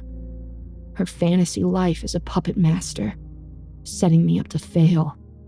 She's kept her granddaughter in a cage for years. Maybe she enjoys suffering. I wasn't going to give up easily, though. Natalia wasn't going to win. I decided then and there that I needed to attend the committee meeting today and start building an army against Natalia. I didn't need Prue's help or her methods. With enough manpower, I could do it myself. This was war. I sat all morning thinking about everything, cup after cup of coffee in front of me to keep me awake. Once the postman had left and I was alone with my thoughts, they just continued to get louder. I thought about Natalia and the cult, about the kids and their nighttime antics, about the committee meeting, Jamie and how much I missed him, Georgia and my burning guilt and Mr. Prentice, who was finally making these aforementioned animal noises. Most of all, I thought about the note left for me on move-in day. How it had changed everything. My whole life was different now. I was alone, and it felt like my new home was attacking from every angle. I reread the note a few times over my coffee. I worried about my rent. It was tight, but manageable. School is currently out, but as a training teacher assigned to a school, I still get paid a small amount through the summer. The rent is low, and with a second summer job, I can just about make it without Jamie. It sounds strange, but it felt nice to worry about something normal for a minute, even if I should have been worrying about my survival and the many entities currently trying to kill me. I didn't get to stew for too long. I had to get ready for the committee meeting. After the events of the night before and my growing mistrust of Prudence, it was imperative that I got the neighbors on my side. If I was going to achieve anything like my goals of eradicating the imposter cultist neighbors. The meeting was at noon in flat 31. There was a poster on a communal notice board by the entrance that I was glad to spot. Terry hadn't mentioned the time when we met, and all our meetings since had been a bit hectic to discuss it. The poster promised tea and cakes, and my stomach rumbled at the thought. I hadn't eaten properly in days. At 11:55, I left the flat and wandered into the corridor. I'd never seen so many neighbors. Mr. Prentice, however, was still making that awful noise, and I watched in disbelief as every single person in the corridor walked past his door as if it was silent. I did my usual deliberating on whether to take the stairs or lift, but yet again, the stairs won. I still couldn't bear being where Jamie died, and all these extra flights were keeping me fit. Flat 31 belonged to an older lady named Molly Thompson and her husband Eric. She had a blue rinsed head of curls attached to her head and had gone to the effort to make homemade Battenberg cake. Other neighbors had brought along baked goods as well. It reminded me of a school fair. The flat itself was decorated for the 70s with plenty of china cat ornaments littered around. I sat down on a dusty plastic garden chair, one of the many that Molly seemed to have acquired and laid out for the residents pouring in. I hadn't seen community spirit like this in my life. I smiled as I saw Terry, Eddie, and Ellie wander in. It was nice to see some familiar faces. I had noticed people looking at me, wondering who I was. It probably wasn't often they got new neighbors. Eddie came running up to me, swung his arms around me, and sat down in the rickety garden chair next to mine. It was so sweet. Terry smiled at me and took the seat the other side of mine. Ellie sat next to her brother. The brown puppy dog eyes were back. No claws. I'm glad you came, Terry said to me, loud enough to hear over the voices of the other neighbors. I really want you to see the good side of the block.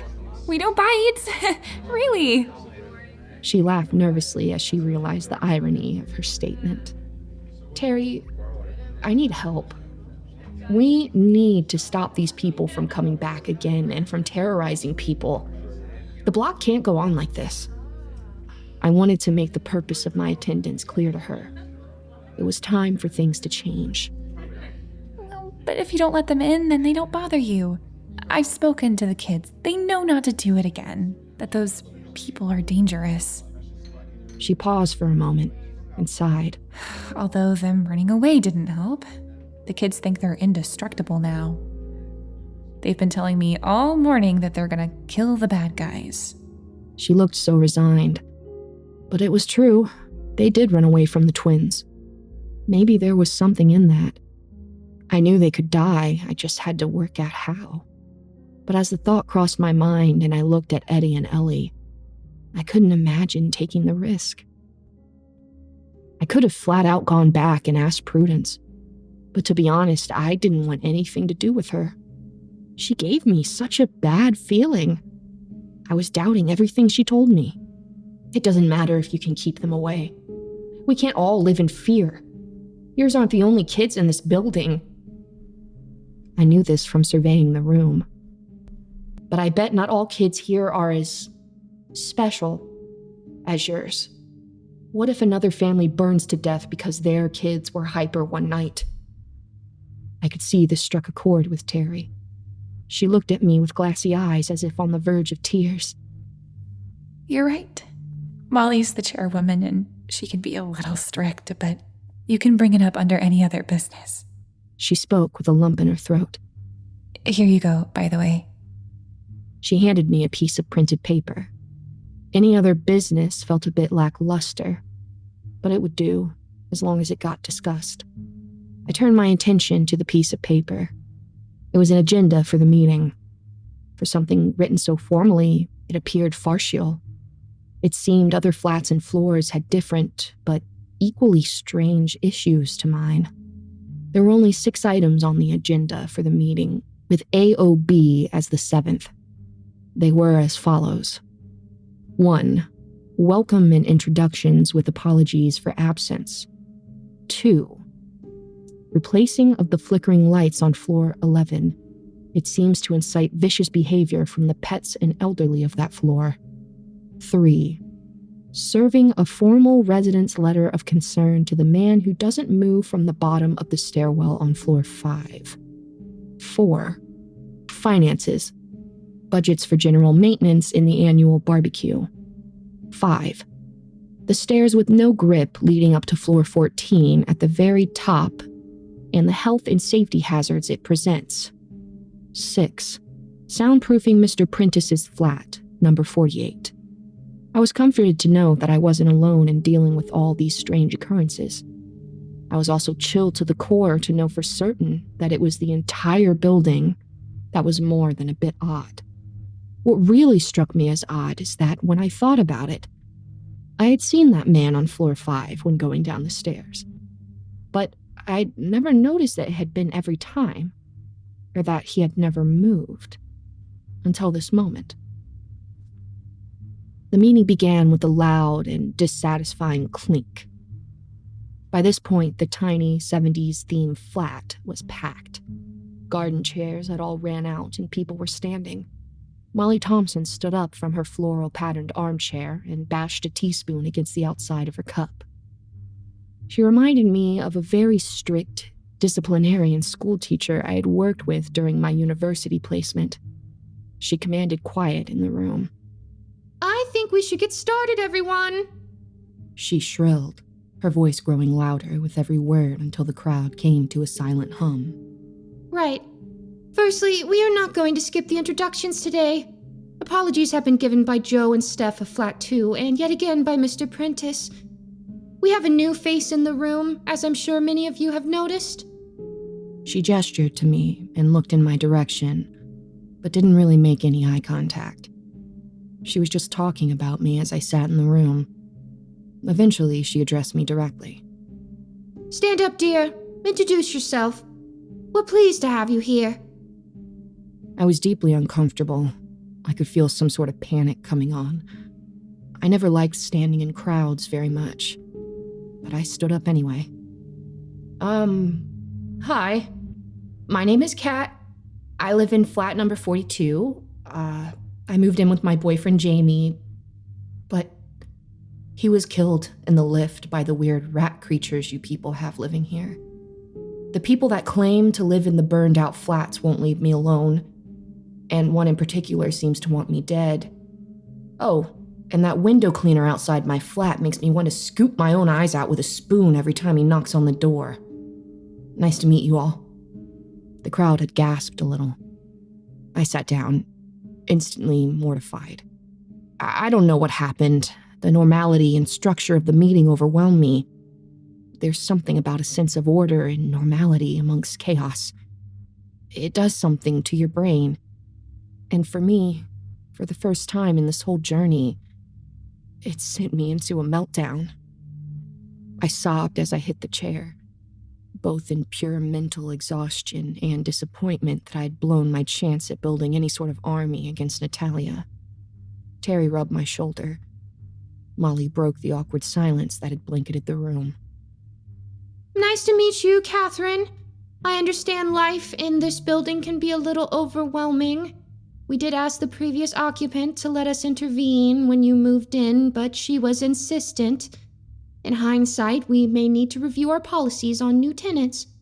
I am so very sorry for the loss of your partner. The lift is a most unfortunate situation.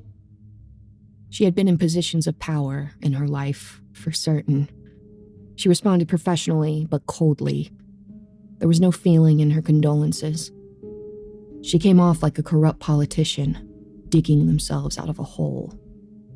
She did decide to skip the introductions after my outburst. I also hate it when I'm called Catherine. My parents named me Katie, and I shorten it to Cat. Her presuming it was Catherine added to her school teacher demeanor. She carried on with proceedings pretty swiftly, and interesting characters present at the meeting started to emerge. My favorite was a large middle-aged woman named Precious St. Fleur, who would not accept Molly's claims that there was not enough in the budget to replace the lighting on floor 11. She got up and lifted her shirt to reveal a large, deep bite mark across her stomach, caused by her dog after a long episode of the lights flickering.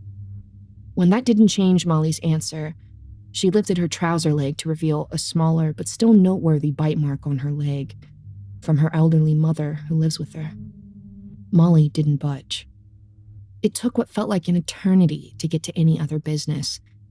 If I weren't so focused on my goal, I would have enjoyed hearing about the quirks of the other floors.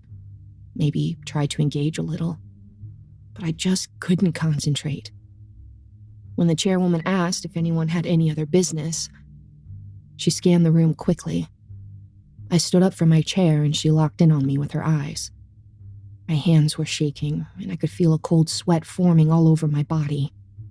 Catherine, what can we help you with, dear? She asked in a patronizing tone.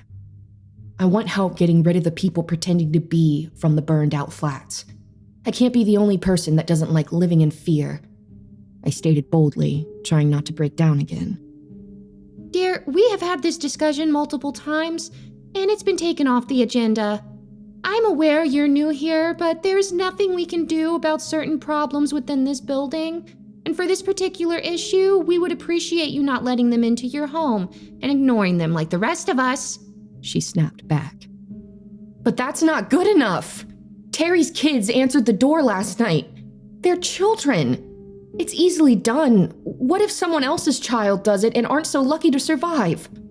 One burned my friend so bad a few nights ago that she's still unconscious in hospital. This I knew from social media. A few people called out in agreement with me from the crowd.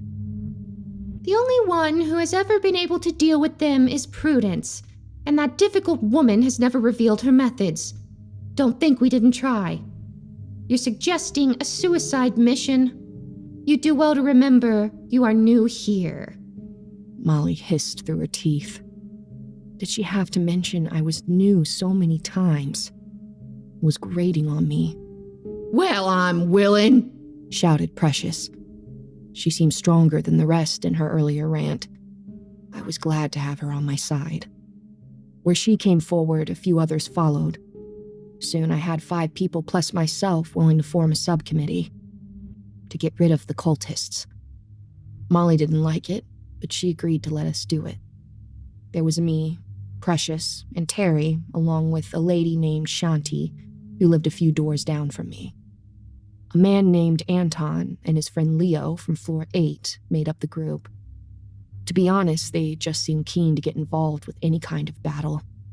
Leo was the loud one. Anton was mostly silent. I invited them to my flat after Molly swiftly adjourned the meeting. Inviting anyone into my home made me anxious now. I found myself studying each of their faces to ensure they weren't too average, and I had invited the wrong people in. I was fairly certain I hadn't. Eddie and Ellie settled in front of my TV in the bedroom so they didn't hear our conversation. They may only be kids, but I felt safer with them there. We discussed for hours how we could bring the imposter people into one place and kill them all. Leo was particularly creative. He came up with weird and wacky ways to end them, from locking them in a room and blasting with fire extinguishers until they freeze, to herding them into the lift between 1:11 and 3:33 a.m. The whole time I waited nervously for a knock on the door, for them to come for us. But they didn't. We have time to plan. But despite the time, it never really took off. No idea seemed feasible. I shared everything I knew. My conversation with Prue the night before in Terry's flat. Everything. Precious listened to my tales intently before speaking. Derek would have helped us. He was a great man. He used to turn up at my door in the dead of night just as those lights started and take my dog for a walk. She spoke of the gardener with a fondness. Prudence told me about Derek. She said he's been gone since the garden was demolished. I replied flatly.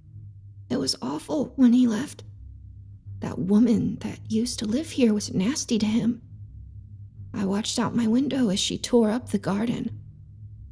I know she was grieving for that little girl, but I know Derek only ever wanted to help. Shanti spoke up from the corner. She had been pretty quiet the whole time. He was the whole reason we don't have those awful creatures from the lift all over our homes anymore. My brother was killed by one before the agreement. He was 4 years old. I twitched as she told her story.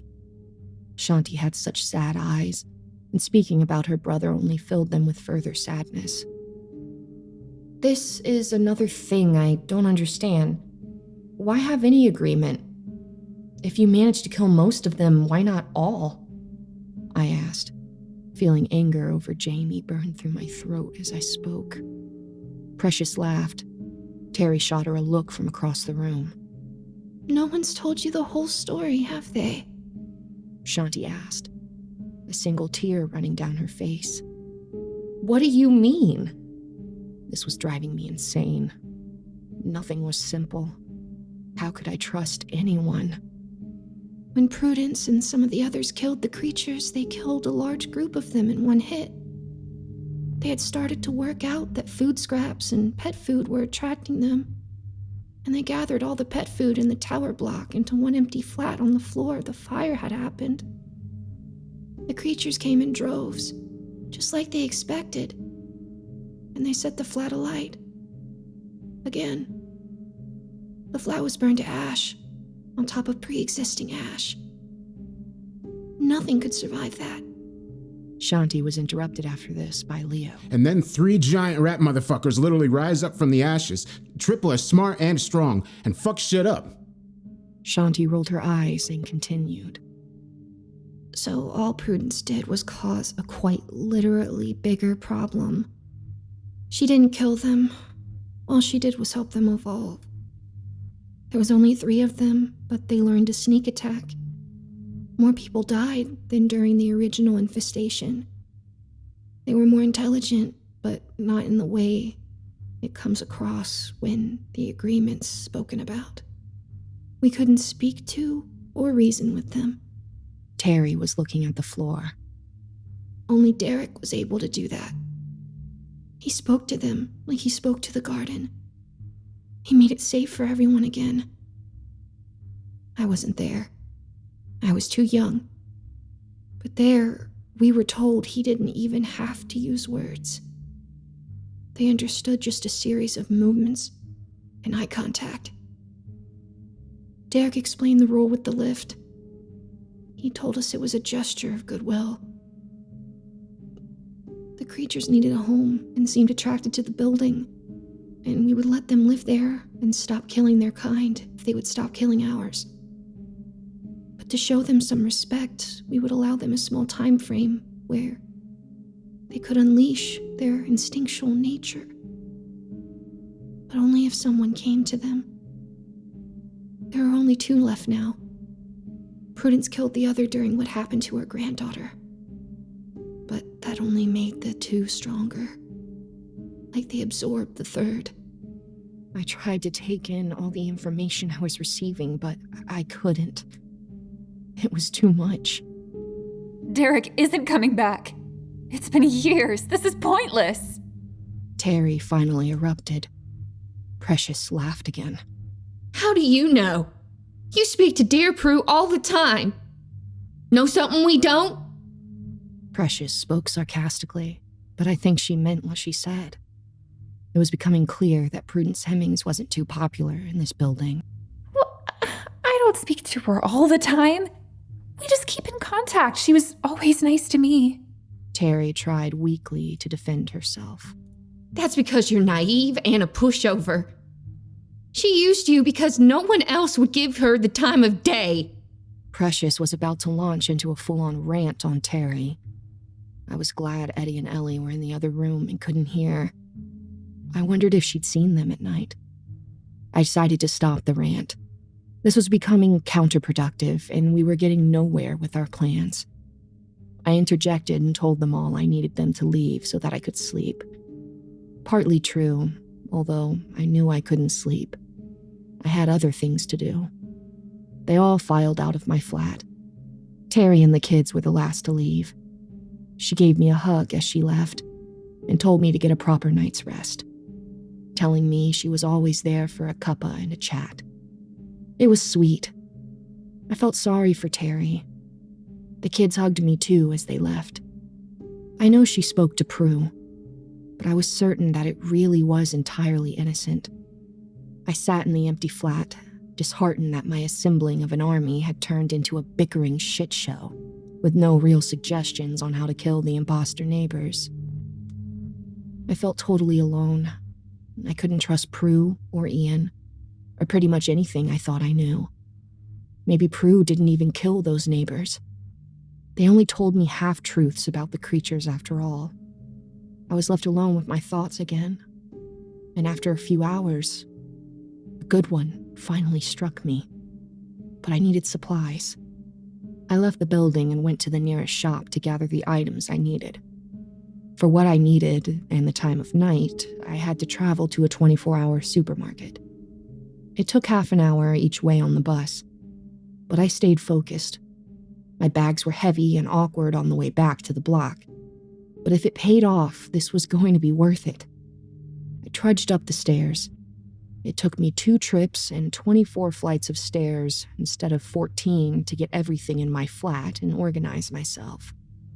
It only took 16 in a large gym bag. That was much easier to carry on the way back down, thankfully. I passed the man on floor 5 twice. Now I'd noticed him, he made my skin crawl a little. I walked through the downstairs corridor, diverting away from the main entrance and passing all the ground floor flats to the door at the back of the building. The door at the back led to a small concrete area with a grass strip along the side, and a bench decorated with a memorial plaque. This was the block's outside space. As is typical in the city, the whole bench was covered in graffiti. The memorial was unreadable. I got to work. I dug the strip of grass, turning soil with my new equipment. I'd never been green-fingered, and to be honest, the shrubs I had brought had been so heavy I had grown to resent them a little. I worked for an hour and a half. I was sweating, and night had come. It was pitch black, and I was using my phone to see. I'd almost given up until I got up from my crouching position to stretch my knees. I reached my arms out, put down my shovel, and took a seat on the bench. I hadn't seen him arrive, but the man was already sat there. He wore a flat cap and a jacket, despite it being the middle of summer and a beautiful night. He just smiled warmly at the shrubs for a moment, without a word. Eventually, he spoke. That's a lovely little patch you've planted. I can look after it if you like. I used to maintain the last garden here. I sat silent for a moment, in shock that my plan had even worked. It seemed almost too simple, too easy. But here he was. Derek had a kindly face. Wrinkles around his eyes and cheeks only added to the softness of his expression. His white hair poking out from beneath his flat cap stood out in the dark night. "I know who you are. We need you," was all I could manage. The mental exhaustion and fatigue from the whole experience had built up. But his arrival was like finishing a bad day working at school. I felt like I could relax again, even if only a little. What's your name, darling? It's Kat. I live in flat 42 now. His face lit up as I confirmed my flat number. Prudence is gone. She's gone, but the whole place is a mess. So many things are happening, and the residents are suffering, I answered. We chatted for what felt like hours, outside with nothing but moonlight. He told me how he used to consider the building part of the garden, a place for him to maintain the residents, just like the plants he looks after. I explained my whole experience since moving in. I told him about Jamie, and I sobbed. Derek held me as I cried and made me feel safe, something I had forgotten the feeling of since receiving Prue's note. He didn't interrupt. He just listened. I told him about Natalia and the cultists, the problems they had been causing. He was particularly heartbroken when he heard they had used Eddie and Ellie for entry. He had gone before they were born, but remembered Terry as a child and how sweet she was. He was pleased when I told her what a sweet adult she had become. My claims that Prudence was the only person who knew how to kill the imposter neighbors were met with a skeptical expression, which gave me some hope. Derek listened to my entire tale with barely a word. When I finished, he stood up and asked me to follow him. I was confused, but I did as I was told. He walked me to the entrance of the lift. I lifted my arm to check the time on my watch. We'd been outside for quite some time, and the idea of the creatures being inside made my heart pound and my stomach turn. You are safe. It's 12:32 a.m. There's no need to worry or to check your watch. And with that, he pressed the call lift button. Despite his insistence that I was safe, my stomach continued to do gymnastics. It felt like forever before the lift finally made the clunking sound that meant it had reached the bottom. I felt my whole body shaking violently as the doors opened. I don't know what I expected to see. We were in the safe time zone, but every time I looked at the lift, I pictured Jamie's dead, crunched-up body. Step inside, he said. I can't. Please don't make me. I begged. I won't let anything happen to you, but you need to see something. There was such a sincerity in his eyes as he spoke. I'd never trusted someone so completely, so quickly. But every fiber of my being told me this man was entirely good. I stepped inside the lift. Derek stepped in behind me, placing a comforting hand on my shoulder as I hyperventilated. He gently turned me to face the panel of buttons that control where the lift stops. What is wrong with this panel? Do you see it? He asked cryptically. I studied the panel, read all the numbers, counting them. I couldn't see anything wrong. I tried, I really tried. But nothing seemed out of place at all. Everything you'd expected to find was there and nothing more. I shook my head, barely regaining my composure. Can you take us to floor 9, please? He smiled slightly as he made the request. I looked back to the panel to press the button, but floor 9 didn't exist. I was so confused. I had counted the numbers. I was sure of it. Derek must have made it disappear. But the panel didn't look any different to before. I can't explain it. Looking at it, I would have sworn blind nothing was wrong with it, even once I knew. But floor 9 didn't exist. Derek could see my frustration. It was like the building was now playing tricks on me. He walked me out of the lift and sat me down on the bottom of the stairs before he finally began to speak.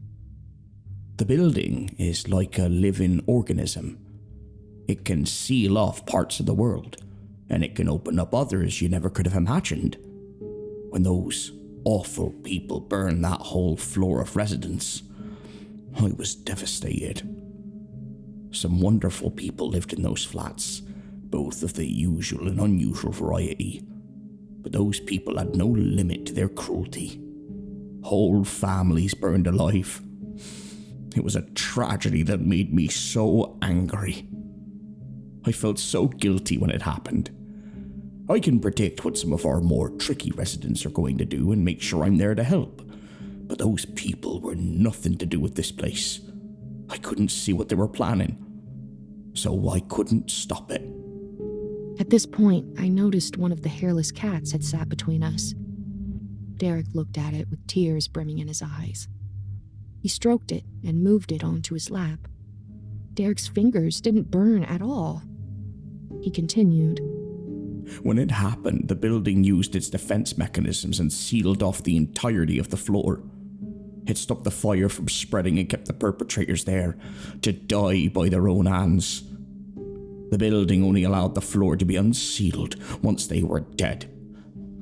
It took about a week before those awful people turned up again, asking for sugar at people's doors. The first few, well, they let them in. It was so difficult. So many residents burned alive that I was having to use their remains for my garden just to hide the dead. The entire community were terrified and grieving for those that died. No matter how hard I tried, I still couldn't predict them or see them. So I took Prudence, who at the time seemed a perfectly reasonable woman, to the burned out floor. Floor 9, however, had been sealed again. There was no button in the lift, and it always skipped on the stairs. Only, no one noticed. This building really is a magnificent creature. I stared at him in amazement through the whole story. I was exhausted, but my brain was working in overdrive to process what he was telling me. I had started to stroke the cat too. My fingers did burn, but I didn't flinch. I found its company comforting. He carried on. I went back later in the night and took the stairs again. Alone this time. I think my intentions were clear and the stairs allowed me to access floor 9 for the first time since just after the fire. I brought Prudence to the floor within the hour. The stairs had stopped skipping floor 9 for me, although I later learned that when Prudence had tried alone, she was not allowed access. We explored the floor, walked among the remnants of our dead friends' belongings. Eventually, we came across one of the soulless arsonists roaming the halls. It appears that's where they spend their time when they aren't out terrorizing the residents trying to claim more victims. He was disturbed and disoriented to see anyone not like them on that floor. He twitched a little and spat out the sugar line as if it was an automatic response. I almost felt sorry for him. He claimed to come from flat 66. More were approaching behind him.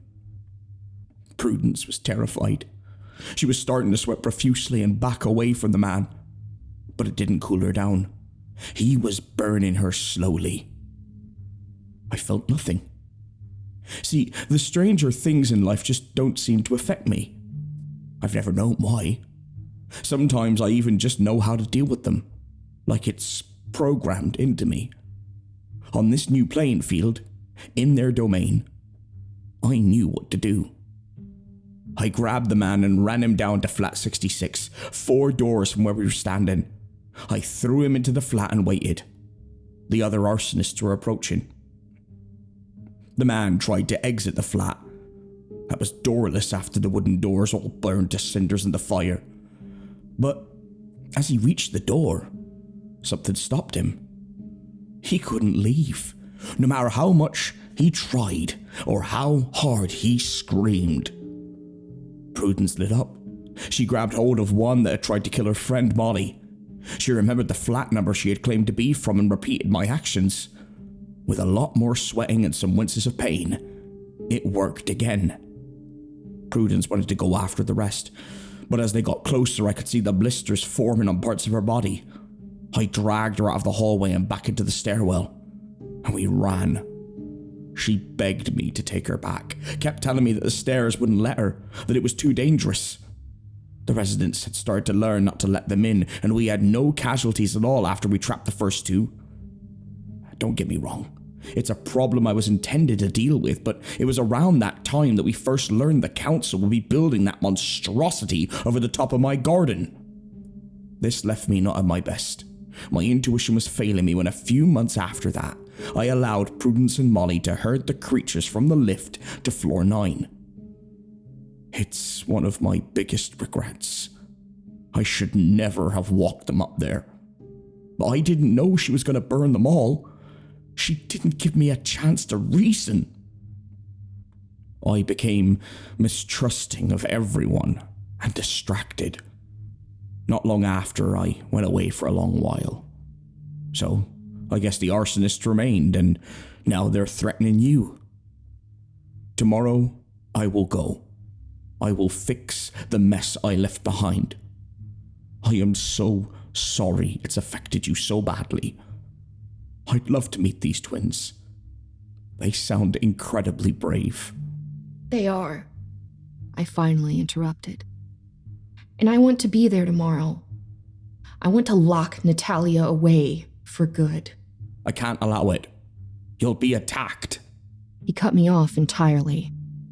I let it drop instantly, but in the back of my mind, I knew I would be there, no matter what. I went to sleep that night with my mind reeling. I wondered where Derek slept, and if he even needed to. The next morning, I left my flat early, passed the man on floor 5, and sat and waited on the steps at floor 8. I tested it, of course. And just like anticipated, ascending any higher took me straight to floor 10, or 11, depending on if you hit a skip. So I returned to floor 8, and I waited. Derek hadn't indicated what time he was coming, but I was ready. I would wait all day and night if I had to, but luckily I didn't. Derek was climbing the stairs at around 11 a.m. I'd already been there for 3 hours, but it had been worth it. He looked particularly unimpressed to see me. His face still looked kind, though, even with the sour expression. I can't stop you, can I? He sighed, sounding resigned in his tone. Not for anything. You have to promise to stay back. If you let your girl approaches, you can do what you need to do, but you have to stay back. He pleaded. I nodded and stood up. We ascended the stairs, and for the very first time in my new life here, I saw the big plastic sign saying 9, the floor that didn't exist. As we pushed through the door, it was like entering an entirely new world. Everything was black, burned to carbon. You could smell nothing but charcoal. Literally nothing but empty shells of homes and flakes of what used to be sentimental objects remained. It was devastating to witness. If you've ever visited a mass grave site, you'll understand partly how I was feeling. It was sickening to think of all the lives needlessly lost. But I didn't get time to think. Natalia walked towards me, flying down the hallway. How the fuck did you get here? She screamed. Her eyes were wide and angry. I started to feel hotter already. Derek grabbed my arm and pulled me next to him, making sure to keep a tight hold of my arm. Where do you live? Derek asked her. I started to back away as the sweat dropped from my brow. I desperately wanted to shout out the number, but I couldn't. I was so hot. I wasn't functioning properly. Everything became so overwhelming. I couldn't remember what Georgia had said, what flat Natalia had claimed to come from. I'm not that stupid. I saw what happened to them. She gestured over her shoulder to what must have been flat number 66, where a man laid on the floor, breathing but looking broken, just existing in that room. Prudence had been creative with the truth yet again. She didn't kill them. You can't kill them. What had Georgia said? I racked my brains as I felt the skin on my face start to sting. I imagined her melting away. It was happening to me. I was next.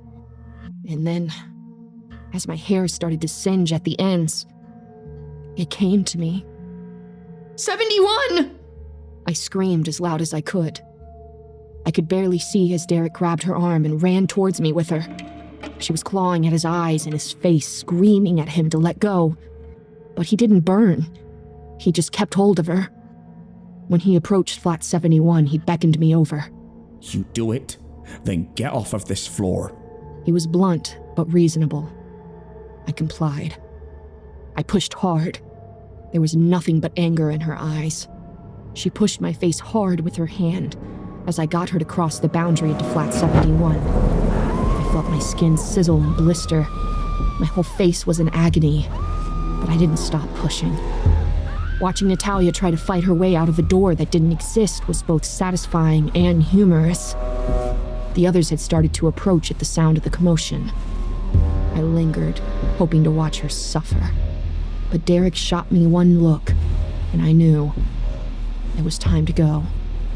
I ran out the corridor and back into the stairwell. I stopped for longer than I probably should have, but I knew I might not get to see that 9 again, and it would be worth it. I waited for Derek on floor 9's stairwell. I couldn't help but imagining the cultist burning to death the first time around. I could hear angry screams faintly from inside the corridor. It made me worry about Derek, but I knew that really I didn't need to. It took a while, but he eventually left the corridor and joined me in the stairwell. He didn't say anything.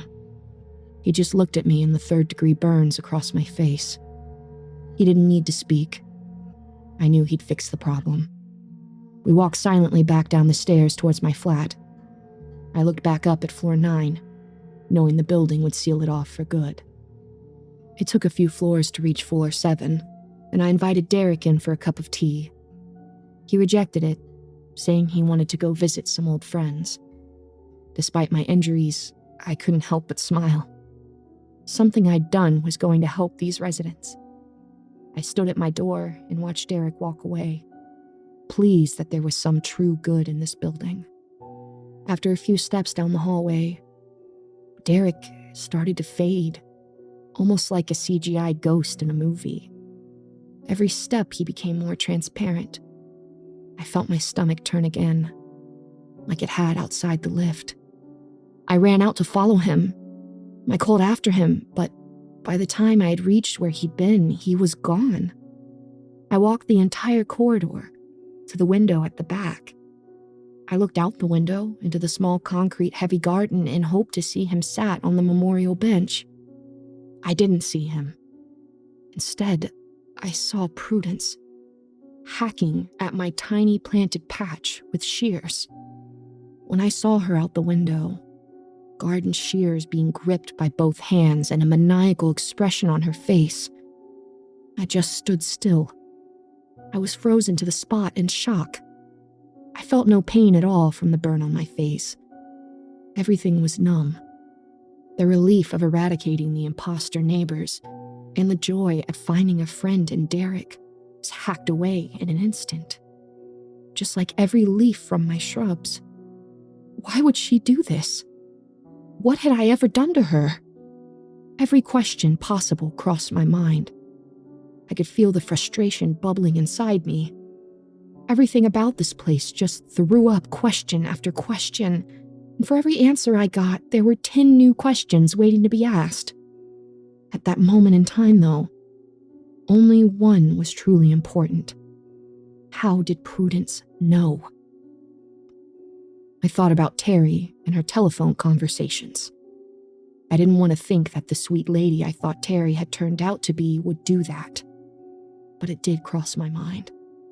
I thought of Ian the postman. I'd had bad vibes from him for a while.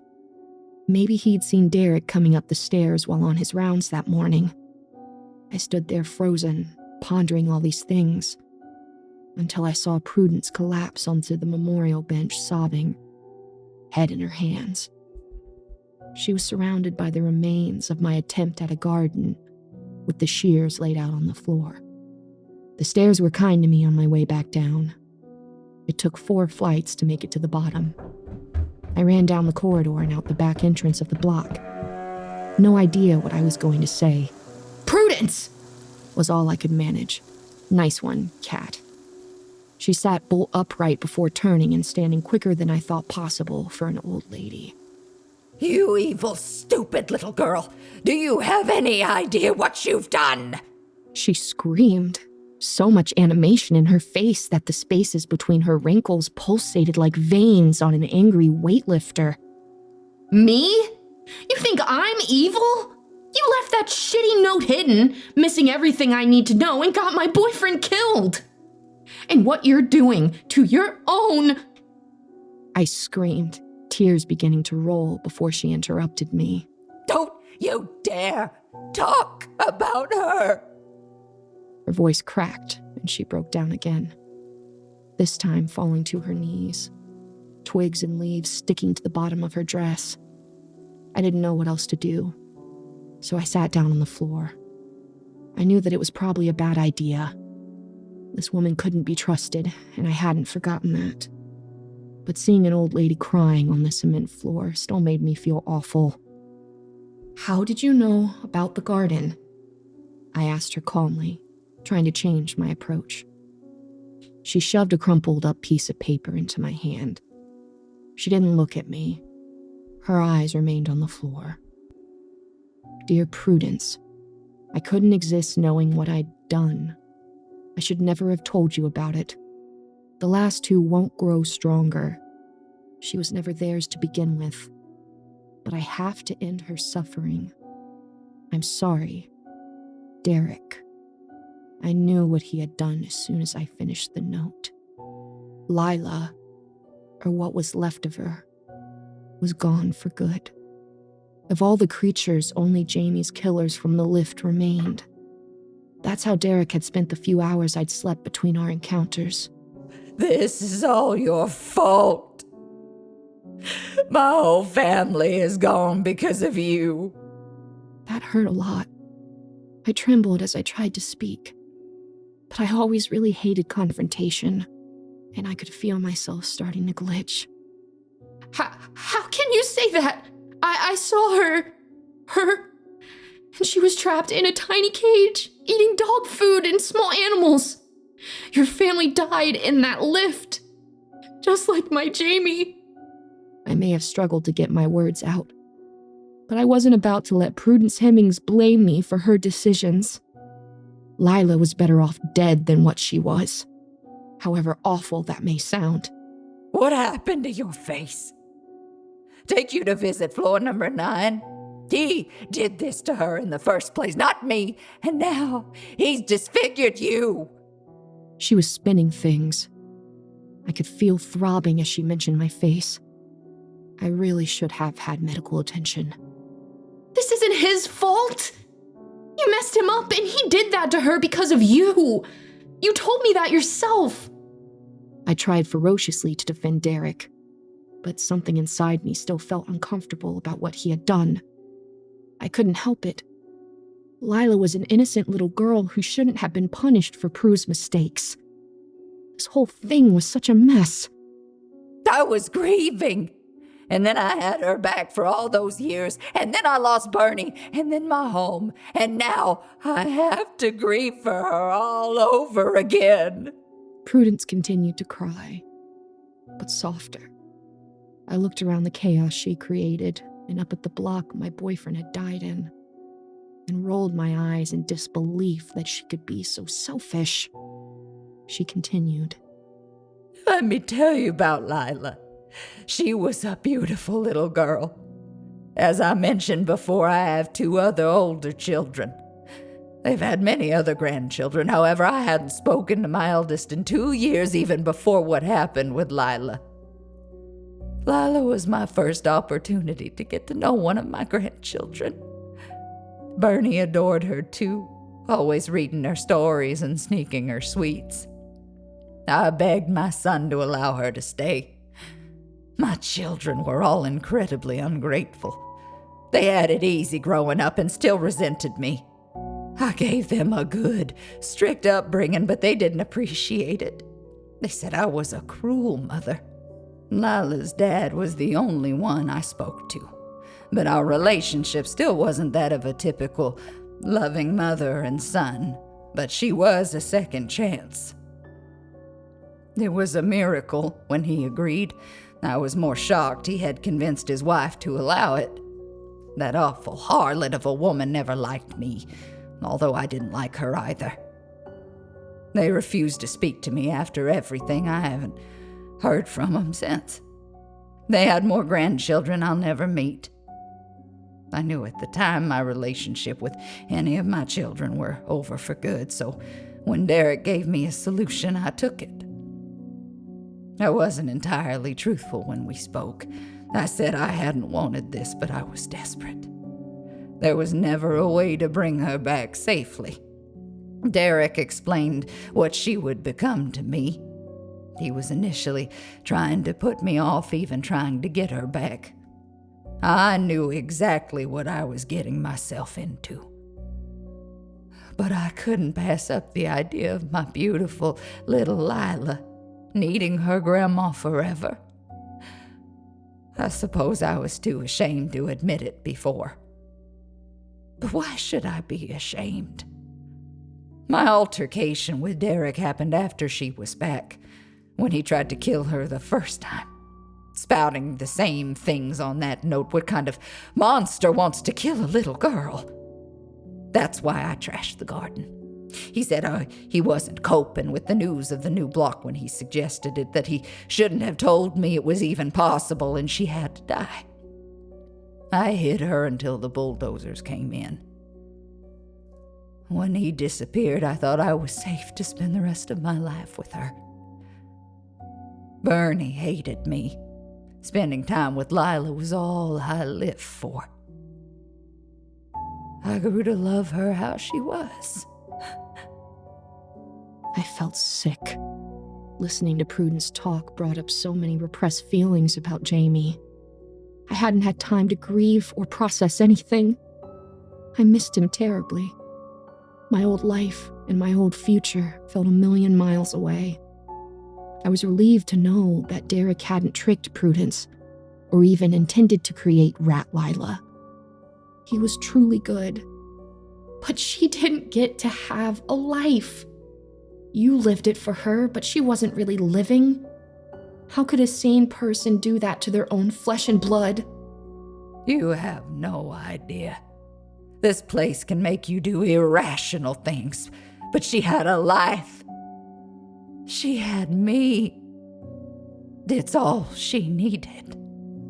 She was certainly right about the building and irrational actions. The pain intensifying on my face throbbed in agreement. But I was still convinced she had lost it Dr. Frankenstein style where Rat Lila was concerned.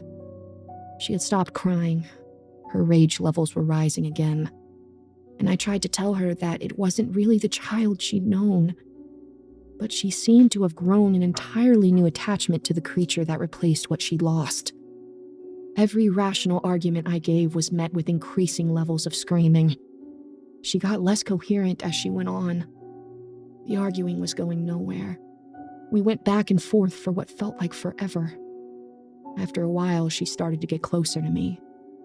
We had both stood up by this point, and despite her haggard and frail appearance, Prudence was truly frightening. She looked unhinged. Her words were no longer going in. I was overwhelmed and had too many thoughts rushing through my mind to process her ranting. I took a few steps back, clearing a small distance between us. By this point, out of the corner of my eye, I could see neighbors in windows of the block, watching the altercation outside. Prue's screaming had brought a lot of attention. It was bright, and I couldn't see well. But I turned to scan the windows and did recognize Eddie and Ellie watching from their bedroom, trying to wave at me. They frantically waved and pointed. I tried waving back and gesturing to them, but they kept pointing at me. Why were they pointing? And then I heard it. The garden shears scraping against the ground as Prudence picked them up and charged towards me. You ignorant little bitch! You aren't even listening! You don't deserve my home! You killed her! The twins had been telling me to turn around. I shouldn't have taken my eyes off her. Luckily, unlike my earlier shock when I'd first seen her, I didn't freeze. My fight-or-flight instincts kicked in and I ran faster than I ever have before. I burst back into the building and heard neighbors on the bottom floor lock their doors in a symphony of bolts clicking. I couldn't blame them. Prudence wasn't far behind me, and I wouldn't want to take her on in her current state if given the chance. But it didn't stop me pounding on their doors, begging someone to call the police. Although something told me that in this building, that wasn't going to happen. I ran up the stairs, still being followed by her. By the second floor, most were still locked, but a few had come out of their homes, armed with a variety of heavy objects. Even in a crisis, I couldn't fault the community spirit here. I ran another flight of stairs that became 2, but still led me to floor 3, and then to the back of the corridor. I pounded on Terry's door. My heart was racing, but when I turned, Prue was nowhere to be seen. I was hoping the people who came out on floor 2 had stopped her. But something was odd. I hadn't heard any commotion. This wasn't the end of it. Eddie and Ellie hugged me tight as Terry let me in and bolted the door quickly behind me. I told her about what had happened. She couldn't believe what Prue had done. It turned out no one knew about Lila. I was edgy for the first hour, but Prue had disappeared. Terry helped to clean up my burn and put some cold compress on it. She offered to take me to the hospital, but I couldn't. I was too shaken up from what had just happened. I couldn't face trying to explain how I'd sustained my injuries, and I still hadn't reported Jamie missing. He still hadn't had any messages from his family, and work had given up calling. But his friends had started. They were harassing me non-stop, but I had been too distracted to come up with a decent lie. It had been a week since I moved in, and it wouldn't be long until people realized something was seriously wrong. My conversations with my family had been short, with me insisting they didn't visit until we were unpacked and set up. On top of a murderous old lady and an untold amount of abnormal issues, the real-world problems were starting to creep up on me. I sat with Terry for hours, drinking tea and chatting to her. It started to get dark, and Eddie and Ellie came into the living room after playing in their room for a little while. The voids replaced the big, brown puppy dog eyes again, and their claws looked especially sharp. But to me, they were still adorable. Their transformation prompted me to head back to my flat. It was late. I needed to work out what to do next and how to dig myself out of this giant hole. I couldn't just keep planting gardens. I needed to do this myself. I wandered up the stairs. They went on for a while, but nothing too horrific. I passed the man on floor 5, nodding politely, and continuing my ascent. I wondered if he'd received the letter of concern yet. He was a little unsettling. When I got to my floor, Mr. Prentice was making his animal noises again. I smiled, which hurt my face. After all the madness, I was starting to find the seemingly benign horrors of this building oddly comforting. I reached my flat and turned the key in the door before bolting myself in like Terry had. I could feel something wasn't right the moment I entered. The flat was in chaos, which was nothing new because we had only moved in a week ago, and I'd been too preoccupied to unpack. But things were out of place. The organized chaos wasn't how I'd left it. Then she strolled out of my kitchen. Prudence Hemmings. She was carrying a large carving knife in her left hand this time. She had prepared for her attack. She smiled at me and lifted her right hand, jingling the set of keys that she had entered with. I turned to unbolt the door, but she grabbed me from behind before I could turn the handle to open it, and held the knife to my throat. I will kill you for what you've done, she whispered into my ear. Without a second thought, I leaned forward just a tad and swung my head back as hard as I could. I couldn't believe that it worked, but I must have broken her nose. Prudence dropped the knife and clutched her face, blood streaming between her fingers. I went to grab the knife, but she was closer and doing the same thing. I had no option but to run again. I grabbed the door handle and turned it to exit the flat as she tried to stab me. I was mostly out of the door, but her arm was close enough to reach my side, and I felt the knife pierce the side of my torso. I was in searing pain, but I didn't stop running. As I stepped outside my flat, I could still hear Mr. Prentice's noises flooding the entire hallway. It gave me an idea. I ran towards his door, Prudence stabbing at me frantically with blood gushing from her nose. A few got me as I stopped outside flat 48. The pain was awful, and I could feel myself starting to drift out of consciousness. I was losing a lot of blood. I would give my last breath to end Prue. So running on nothing but adrenaline, I knocked hard on flat 48 and shouted, Mr. Prentice! Can you help me? It was a shot in the dark. I didn't know what would happen, but I had to try something. She had stopped stabbing me. She was enjoying watching me bleed out slowly from the wound she had already inflicted. I was incredibly weak, and I lost consciousness not long after that. But before I did, I heard heavy clunking from the inside of flat 48, chain locks being released and bolts being undone. I watched with blurry vision as a large creature that I can only describe as a cross between a bull and a wolf charged out of the flat and trampled the old witch to death. I heard her bones crunch just as I slipped away. I woke up in the hospital a day later. My parents were there, as were the police. Apparently, I had been found just outside the tower block with my handbag missing by a neighbor who had been watching from a window as it happened. The police told me that the person had seen the mugging out of their window. They had seen two men approach me and Jamie, splash something on my face, attack us, and when he tried to fight back, they bundled my boyfriend into a car, which the police had been searching for to no avail. He was officially missing. I was baffled, but grateful that Jamie's disappearance wouldn't be blamed on me. I went along with it and made it out that he had ghosted work to enjoy our first week living together. I had been stabbed 4 times, but thankfully in all the right places. If there is such a thing as the right place to be stabbed. I lost a lot of blood, but I was going to be fine. They were all shallow. They assumed my burns were chemical and happened during the mugging too. The police promised to keep us updated, but they still can't find the car. They never will. I wish the story the police had been told were true. It left some hope for Jamie. My parents weren't keen on me returning to the flat after what happened. They said the area was too rough, and that I was living proof it wasn't safe.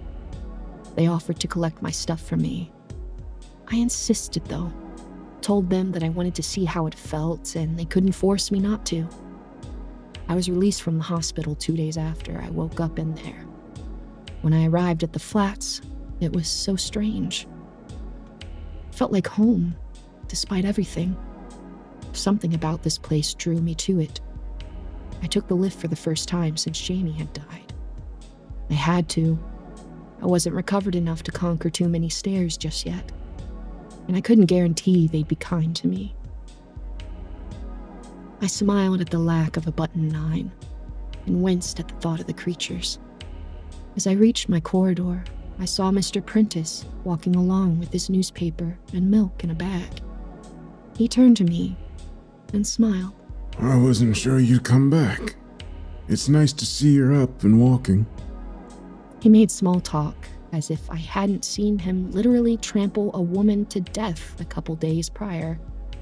The whole experience had been so disorienting that I started to wonder if I really had been mugged and had dreamed the note and everything that's happened since.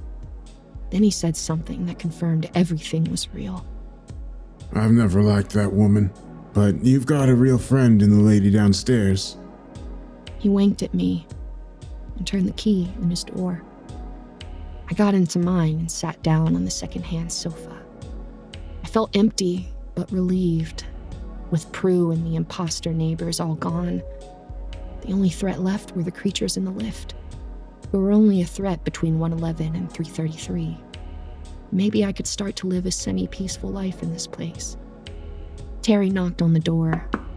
My handbag that I had left at hers before Prue attacked in my flat, on her arm. Mr. Prentice was right. She was a good friend. I thanked her for what she'd done and for what she told the police. She said it was pure luck that she found me. She had been walking up to return my bag and found me and Prue sprawled out on the floor. I asked what had happened to Prue's body, and she just pointed to the direction of flat 48. He was eating it, she said. It's been a few days now, and I've decided to stay. I can't imagine going back to complete normality after everything I've been through, and I've grown quite attached to some of the building's quirks. I tried replanting the garden with the help of the twins. I ripped a few stitches doing it, and Derek never came. I think he's gone for good. I'm ready to fully embrace life here. The last few days have been hard, but there's some time to breathe. Along with the time to breathe came the time to grieve, and I've been grieving badly for Jamie. This leads me to the last thing I have to tell you. Last night I laid in bed, plagued with thoughts of Prue and everything that had happened. But what I couldn't get to leave my mind was how much happiness it brought her to have Lila back. It infected every part of my thoughts. I know you all wanted me not to, but I did it. I repeated the ritual. I haven't caught him yet, but I've heard the scratching. Jamie's back.